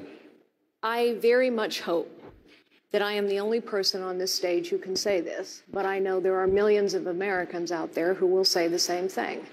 My husband Frank and I buried a child to drug addiction. So we must invest more in the treatment of drugs. I agree with Senator Paul. I agree with states' rights. But we are misleading young people when we tell them that marijuana is just like having a beer. It's not. And the marijuana that kids are smoking today is not the same as the marijuana that Jeb Bush smoked 40 years ago. We do. Sorry, Barbara. We do need criminal justice reform. We have the highest incarceration rates in the world. 2/3 of the people in our prisons are there for nonviolent offenses, mostly drug-related. It's clearly not working. But we need to tell young people the truth. Drug addiction is an epidemic, and it is taking too many of our young people. I know this sadly from personal experience. Hugh Hewitt, I'd like to... Thank you, Jake. Tomorrow is, Republicans done this, tomorrow is Constitution Day. We've been talking about the 10th Amendment. Let's talk about the Second Amendment. Governor Bush, one of the things the Supreme Court has gotten right is that it's an individual right. It's protected for individuals to hold it. Last week you said the next step in gun issues is to make sure they're not in the hands of the mentally ill. In this state, there's a controversial law that allows guns to be taken away from people without a hearing. Where does it go? And the problem of violence is endemic, but where does it go from what you said last week? How far into people's lives to take guns away from them? Not very far. I think we need to do this state by state. There are places that get this right, and we need to make sure that we protect privacy laws. This is a complicated place. But I do think the natural impulse on the left, Hillary Clinton, immediately after one of these horrific violent acts took place, immediately said we need to have federal gun laws. President Obama, almost reflexively, always says the same thing. And the net result is you're going to take away rights of law-abiding citizens, the 99.999% of the people that are law-abiding citizens. That's not the right approach to do it. In Florida, we have a background check. We have concealed weapon permit holders. In fact, there's 1,200,000 of them. We have a reduction in violent crime because we put people behind bars when they use a gun in the commission of a crime. That's the better approach. But we're living in a society today where despair kind of grows in isolation. If a family member calls and says, my child, my brother, my sister is disturbed, ought the state be able to go and get their weapon without a hearing? I think there needs to be a hearing, but the fact is we need to encourage that kind of involvement. That's exactly what we need to do. Here, Hugh, and there's a broader issue here as well. First of all, the only people that follow the law are law-abiding people. Criminals, by definition, ignore the law. So you can pass all the gun laws in the world like the left wants. The criminals are going to ignore it because they are criminals. Here's the real issue. The real issue is not what are people using to commit violence, but why are they committing the violence? And here's the truth. because you cannot separate the social, moral well-being of your people from their economic and other well-being. You cannot separate it. You can't have a strong country without strong people. You cannot have strong people without strong values, and you cannot have strong values without strong families and the institutions in this country that defend and support those families. Well, and today we have a left-wing government under this president that is undermining all of the institutions in society that support the family and teach those values. Senator Cruz, I wanted to go to you. You're a constitutional litigator. Are you afraid of the next step theory of what happens to Second Amendment rights? I am not, and you mentioned that the U.S. Supreme Court had rightly upheld the individual right to keep and bear arms. I was proud to lead 31 states before the U.S. Supreme Court defending the Second Amendment, and we won that landmark victory.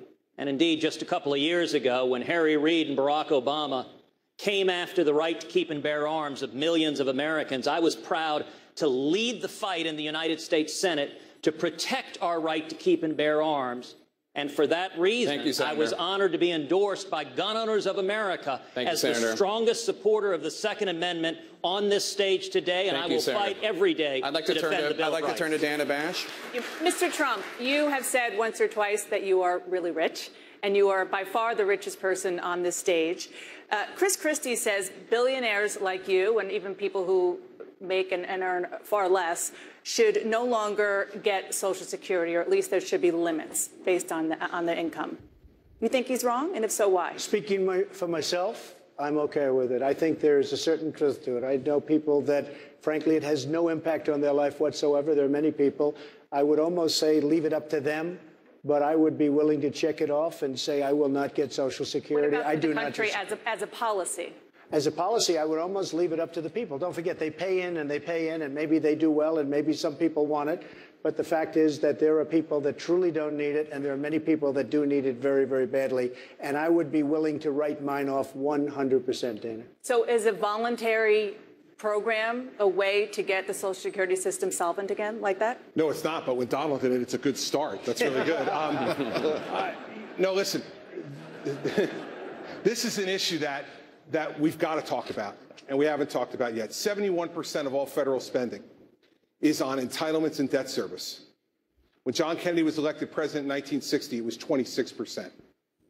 Harvard and Dartmouth says that Social Security is going to go insolvent in 7 to 8 years.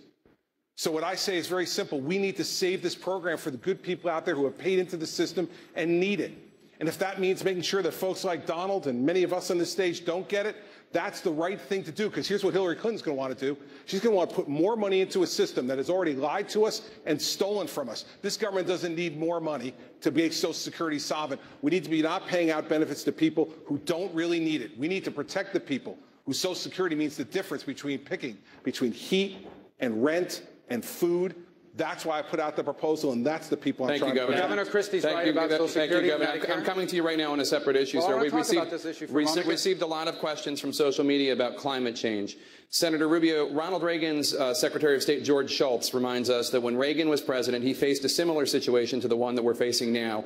There were dire warnings from the mass consensus of the scientific community about the ozone layer shrinking. Shultz says Ronald Reagan urged skeptics in industry to come up with a plan. He said, do it as an insurance policy in case the scientists are right. The scientists were right. Reagan and his approach worked. Secretary Shultz asks, why not take out an insurance policy and approach climate change the Reagan way? Because we're not going to destroy our economy the way the left-wing government that we are under now wants to do. I'm citing George Shultz. Well, I don't. He may have lined up with their positions on this issue, but here's the bottom line. Every proposal they put forward are going to be proposals that will make it harder to do business in America, that will make it harder to create jobs in America. Single parents are already struggling across this country to provide for their families. Maybe a billionaire here in California can afford an increase in their utility rates, but a working family in Tampa, Florida, or anywhere across this country cannot afford it. So we are not going to destroy our economy. We are not going to make America a harder place to create jobs in order to pursue policies that will do absolutely nothing to change our economy, to change our climate, to change our weather, because America is a lot of things. The greatest country in the world, absolutely. But America is not a planet. And we're not even the largest carbon producer anymore. China is. And they're drilling a hole and digging anywhere in the world that they can get a hold of. So the bottom line is, I am not in favor of any policies that make America a harder place for people to live or to work or to raise their families. Governor Christie, you have said that climate change is real and that humans help contribute to it.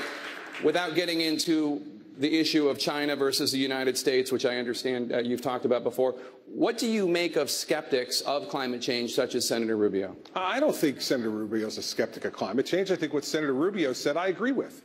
That, in fact, we don't need this massive government intervention to deal with the problem. Look at what we've done in New Jersey.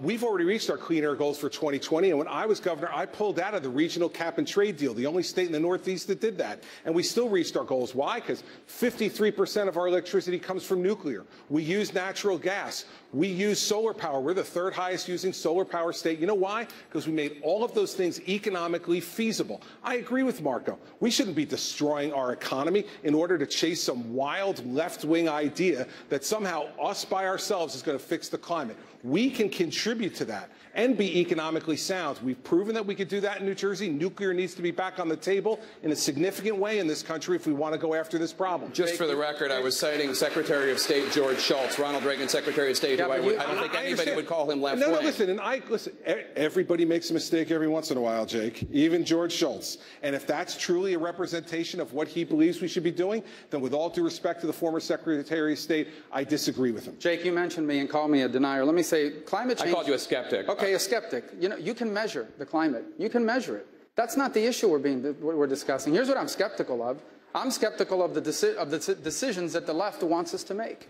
Because I know the impact those are going to have, and they're all going to be on our economy. They will not do a thing to lower the rise of the sea. They will not do a thing to cure the drought here in California. But what they will do is they will make America a more expensive place to create jobs. And today, with millions of people watching this broadcast that are struggling paycheck to paycheck, that do not know how they're going to pay their bills at the end of this month, I am not in favor of anything that is going to make it harder for them to raise their family. Thank you, Senator. I want to go to another question right now. I want to go to another question. Jake, a lot of those people, though, and I'm going to echo what Senator Rubio just said. This is an issue where we're talking about in my state, it's thousands of manufacturing jobs. Thousands of manufacturing jobs for a rule the Obama administration, as EPA has said, will have a marginal impact on climate change. So we're going to put thousands and thousands of jobs in my state. I think it's something like 30,000 in Ohio, other states across this country.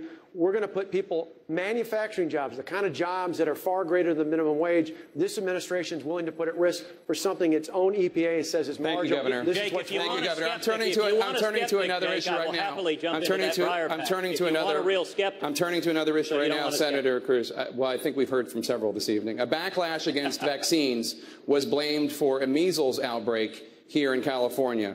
Dr. Carson, Donald Trump has publicly and repeatedly linked vaccines, childhood vaccines, to autism, which, as you know, the medical community adamantly disputes. You're a pediatric neurosurgeon. Should Mr. Trump stop saying this?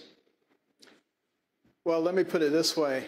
There have been numerous studies, and they have not demonstrated that there's any correlation between vaccinations and autism.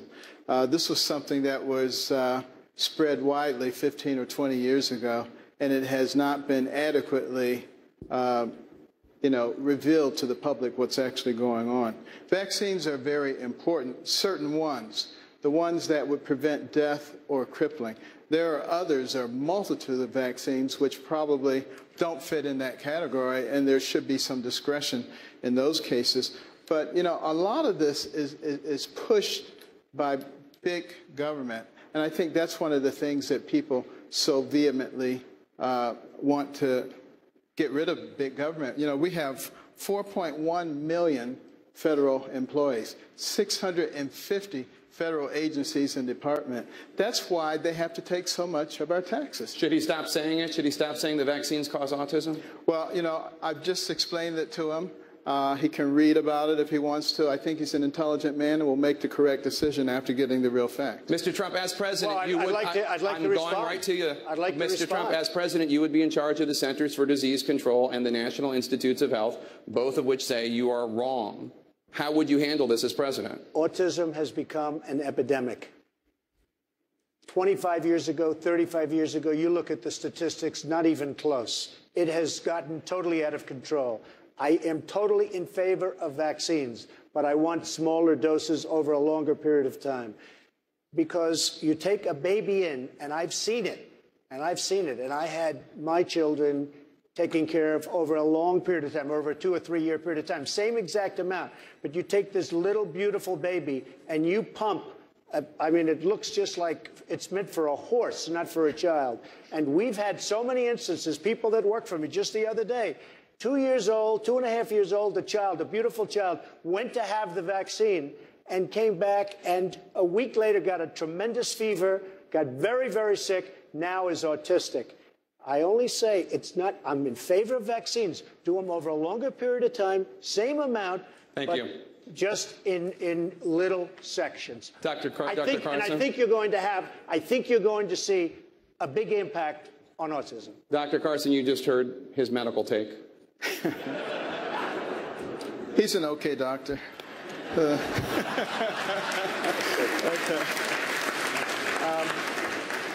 But, you know, the fact of the matter is, we have extremely well-documented proof that there's no autism associated with vaccinations. But it is true that we are probably giving way too many in too short a period of time. And a lot of pediatricians now recognize that, and I think are cutting down on the number and the proximity in which those are done. And I think that's all I'm appropriate. saying, Jake. That's all I'm saying. Dr. Paul, I'd like to bring you in. A second opinion. One of the greatest medical discoveries of all time were the vaccines, particularly for smallpox. And if you want to read a story, it's called The Speckled Monster. It's an amazing story. It was all done voluntarily, but people came in by the droves. George Washington wouldn't let his wife visit until she got vaccinated. So I'm all for vaccines, but I'm also for freedom. I'm also a little concerned about how they're bunched up. My kids had all of their vaccines, and even if the science doesn't say bunching them up's a problem, I ought to have the right to spread my vaccines out a little bit at the very least. All right, thank you so much. Coming up, Jake. I'm sorry, Governor Huckabee, please. I think we need to remember that there are maybe some controversies about autism, but there's no controversy about the things that are really driving the medical costs in this country. And I would really believe that the next president ought to declare a war on cancer, heart disease, diabetes, and Alzheimer's, because those are the 4 things that are causing the greatest level of cost. John Kennedy said we'll go to the moon in a decade and bring a man back, and we did it. I grew up in the 50s. I remember the polio vaccine. We saved billions of dollars since that time because we haven't had to treat for polio. Why doesn't this country focus on cures rather than treatment? Why don't we put a definitive focus scientifically on finding the cure for cancer, for heart disease, for diabetes, and for Alzheimer's, a disease alone that will cost us $1.1 trillion by the year 2050. Thank you, Governor. We changed the economy and the country. We have to take another quick break. Coming up, Ronald Reagan looming large over this debate. So how Reagan-esque exactly are these Republicans? We will find out next.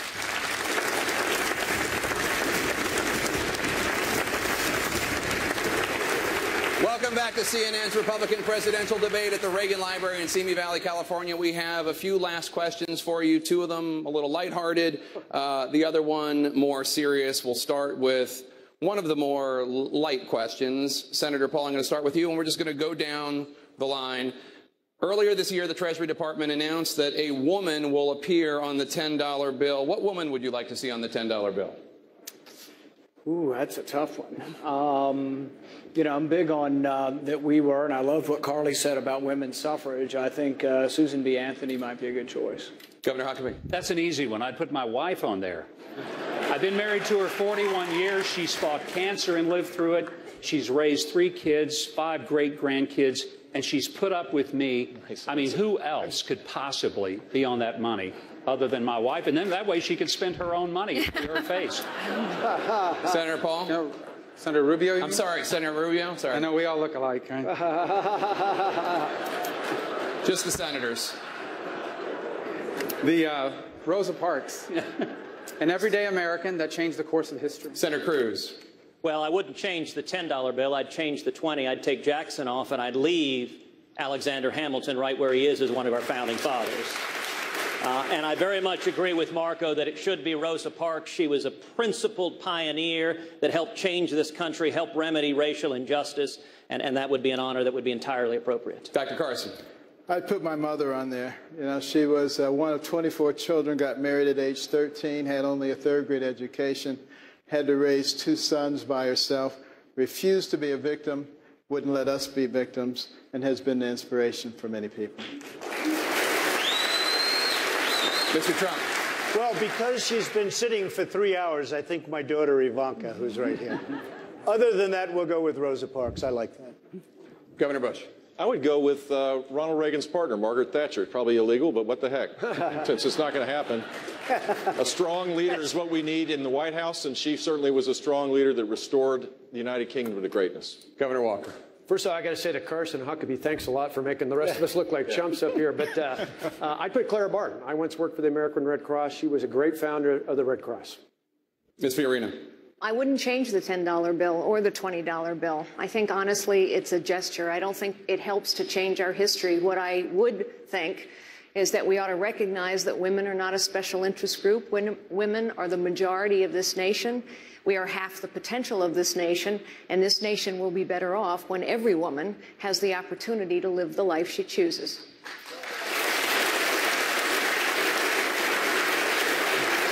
Governor Kasich. Well, it's probably not maybe legal, but I would pick Mother Teresa, the lady that I had a chance to meet, a woman who lived a life so much bigger than her own, an inspiration to everyone when we think about our responsibility to love our neighbor as we love ourselves. Governor Christie. I think the Adams family has been shorted in the currency business. Our country wouldn't be here without John Adams, and he would not have been able to do it without Abigail Adams. So I put Abigail Adams on the bill. All right. Some good entries if anybody at the Mint was listening. Here's the next lighthearted question. You all know that the United States Secret Service uses code names for the president and his family. Ronald Reagan's code name, for example, was Rawhide, an homage to his performances in Westerns. Nancy Reagan's was Rainbow. You don't have to come up with the one for your spouse, but what would you want, Governor Christie, I'll start with you, your Secret Service code name to be? You know, I've been called a lot of names by a lot of different people. Now I got to get called by names by the Secret Service. I would just say True Heart. Well, I have one now with my detail. They call me Unit 1. My wife says, you'll never be Unit 1. I'm Unit 1. You're Unit 2. Secretariat. Governor Walker. Harley. I love riding Harleys. Ever ready. It's very high energy, Donald.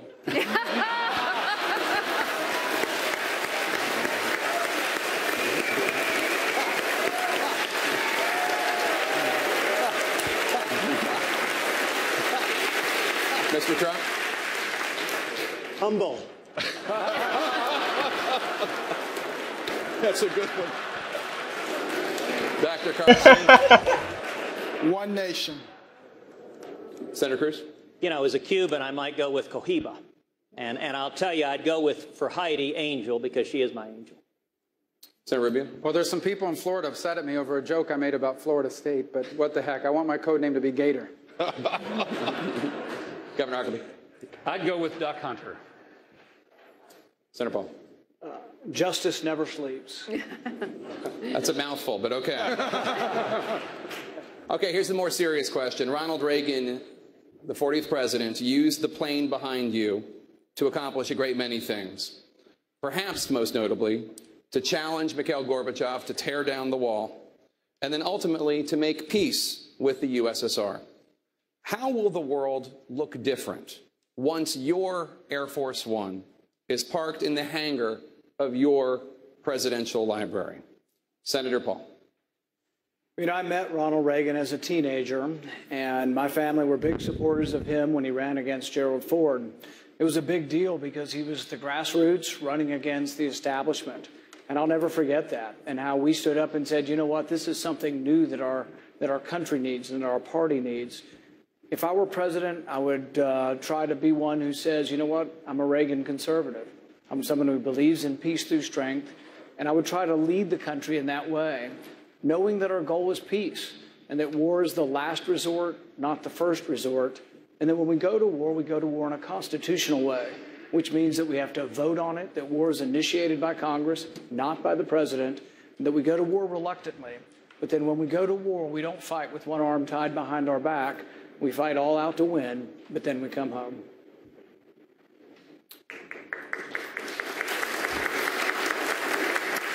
At the end of my presidency, I would like to believe that the world would be a safe place, and there wouldn't be the threats, not only to the U.S., but to Israel and our allies, because we would have the most incredible, well-trained, well-equipped, well-prepared military in the history of mankind. And they would know that a commander-in-chief would never send them to a mission without all the resources necessary. But people wouldn't bully us anymore because they would know that that would be an invitation to their destruction. Domestically, we'd be operating under a tax system that eliminated the IRS. People wouldn't be punished for their work and for what they produced. And life would be really deemed precious. Abortion would be no more. It would be as much of a scourge in our past as slavery is. And we'd have a peaceful country where people respected each other and people respected law enforcement. And we would focus on cures. And we would make this country not only safe from our enemies without, but safe from the enemies within. And it would be a good place to raise our kids and our grandkids.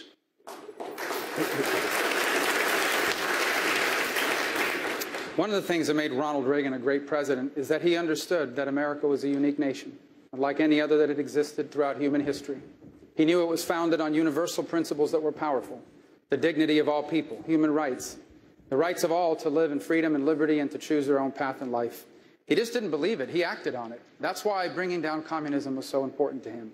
If I'm honored with the opportunity to be president, I hope that our Air Force One will fly first and foremost to our allies in Israel, in South Korea, and Japan. They know we stand with them, that America can be counted on. It would also fly to China, not just to meet with our enemies, not just to meet with those adversaries of ours that are there, but also to meet with those that aspire to freedom and liberty within China. I would even invite them to our inauguration. We would also fly into Moscow and into Russia, and not just meet with the leaders of Russia, but also meet with those who aspire to freedom and liberty in Russia. And ultimately, I hope that my Air Force One, if I become president, will one day land in a free Cuba, where its people can choose their leaders and its own destiny.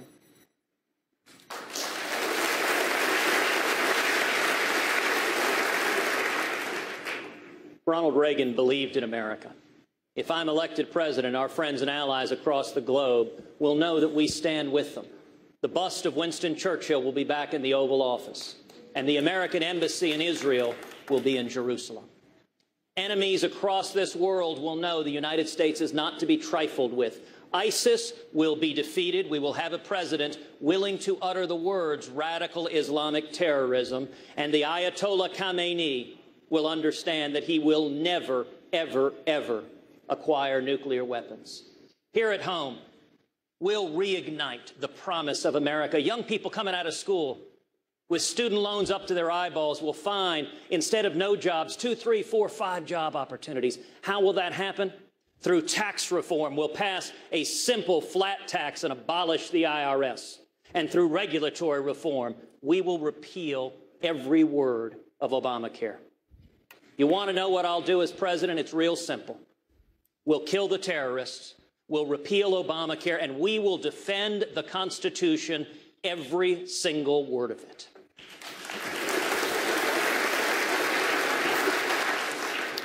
Well, you know, I was a radical Democrat before I started listening to Ronald Reagan. And he didn't sound like what they said Republicans were. He sounded logical. And I hope that I sound logical also, because when I look at what's going on with the United States of America, I see a lot of things that are not logical. I see us allowing people to divide us when, in fact, our strength is in our unity.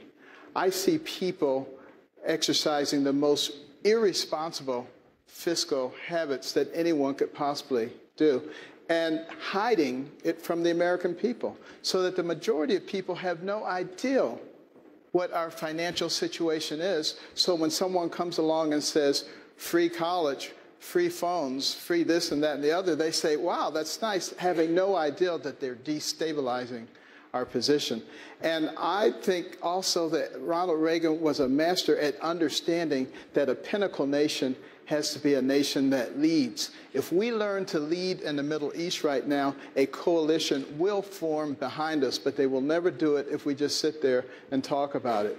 Real leadership is what I would hopefully bring to America.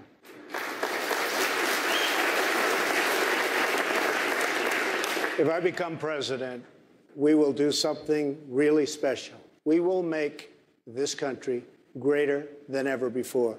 We'll have more jobs. We'll have more of everything. We were discussing disease. We were discussing all sorts of things tonight, many of which will just be words. It'll just pass on. I don't want to say politicians, all talk, no action. But a lot of what we talked about is words, and it'll be forgotten very quickly. If I'm president, many of the things that we discussed tonight will not be forgotten. We'll find solutions, and the world will respect us. They will respect us like never before, and it'll be actually a friendlier world. And I have to say, it's a great honor to be here tonight. Jake. 6 million more people are living in poverty than the day that Barack Obama got elected president. 6 million more people. The middle class has had declining income. Workforce participation rates are lower than they were in 1977. For the first time in modern history, more businesses are failing than are being created. That is what the next president will have to deal with. And I believe we can reverse course by creating a strategy of high sustained economic growth, not the new normal of 2% that all the left says we just have to get used to, but a 4% growth strategy where we reform how we tax, fix the broken regulatory system, embrace the energy revolution in our midst, fix the immigration system so we can turn it into an economic driver, deal with the structural fiscal problems that exist because of our entitlement problems that will overwhelm and create way too much debt. If we grow at 4%, people are going to be lifted out of poverty. The great middle that defines our country will have a chance to be able to pursue their dreams as they see fit. That should be the great challenge and the great opportunity for the next president of the United States, to forge consensus, to go back to a high growth strategy, and then we'll be able to lead the world. Without a high growth strategy, our country will never have the resources or the optimism to be able to lead the world, which the world desperately needs our leadership.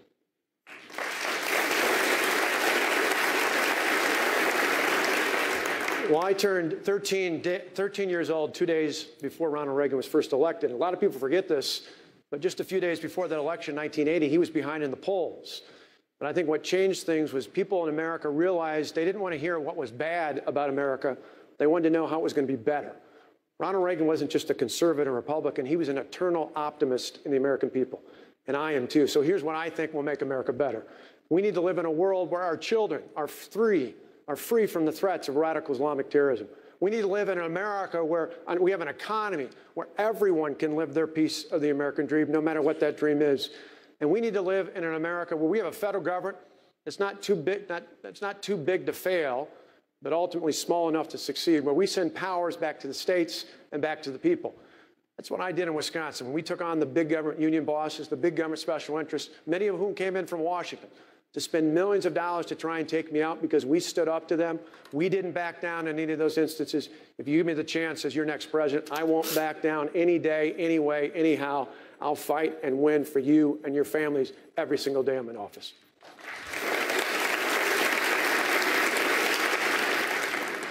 I think what this nation can be and must be is symbolized by Lady Liberty and Lady Justice.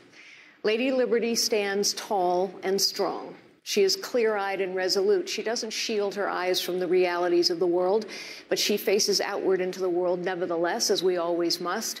And she holds her torch high because she knows she is a beacon of hope in a very troubled world. And Lady Justice holds a sword by her side because she is a fighter, a warrior for the values and the principles that have made this nation great. She holds a scale in her other hand. And with that scale, she says all of us are equal in the eyes of God. And so all of us must be equal in the eyes of the law and the government, powerful and powerless alike. And she wears a blindfold. And with that blindfold, she is saying to us that it must be true, it can be true, that in this country, in this century, it doesn't matter who you are. It doesn't matter what you look like. It doesn't matter how you start. It doesn't matter your circumstances. Here in this nation, every American's life must be filled with the possibilities that come from their God-given gifts. One nation, under God, indivisible, with liberty and justice for all.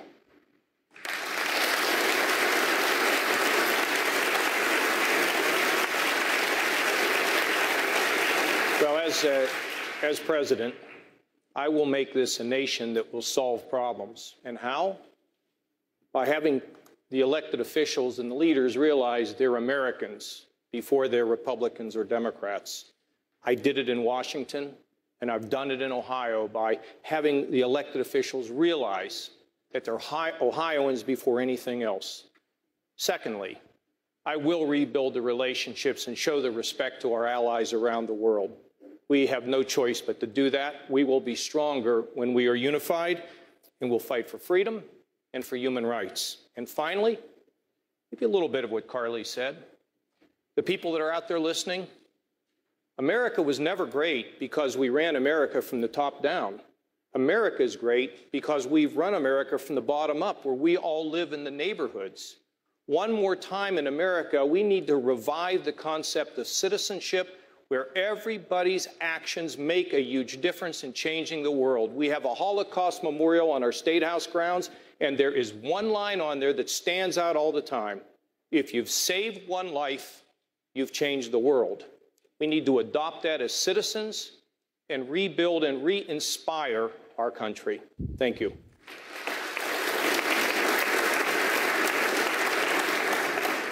I turned 18 in 1980, and my first vote was for Ronald Reagan. Boy, am I glad I did it. And I think the country is too. A Christie presidency won't be about me. It'll be about you. Tonight, you sit at home in your living room frustrated that you play by the rules, you pay the taxes, you do the hard things to raise your family, yet you feel like America's generosity is being taken advantage of, that your system is being gamed, and that you're turning out to fall further and further behind.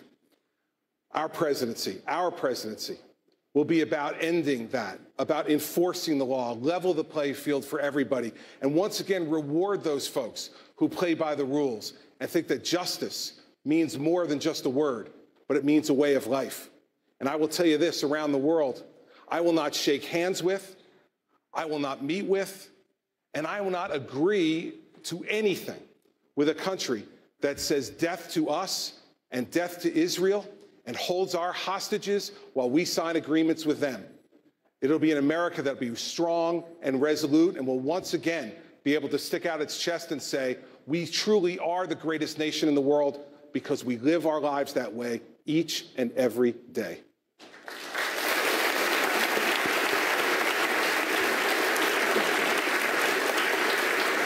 That concludes this Republican presidential debate. On behalf of everyone here at CNN, we want to thank the candidates, the Reagan Library, and the Republican National Committee. Thank you also to Hugh Hewitt and Dana Bash. The next presidential debate will also be right here on CNN among the Democratic candidates who will face off for the first time on October the 13th. That debate, a partnership with Facebook, will be moderated by my colleague, Anderson. And Anderson picks up our coverage of tonight's debate right now. Before I throw to Anderson, let's have one final round of applause for the candidates. Anderson.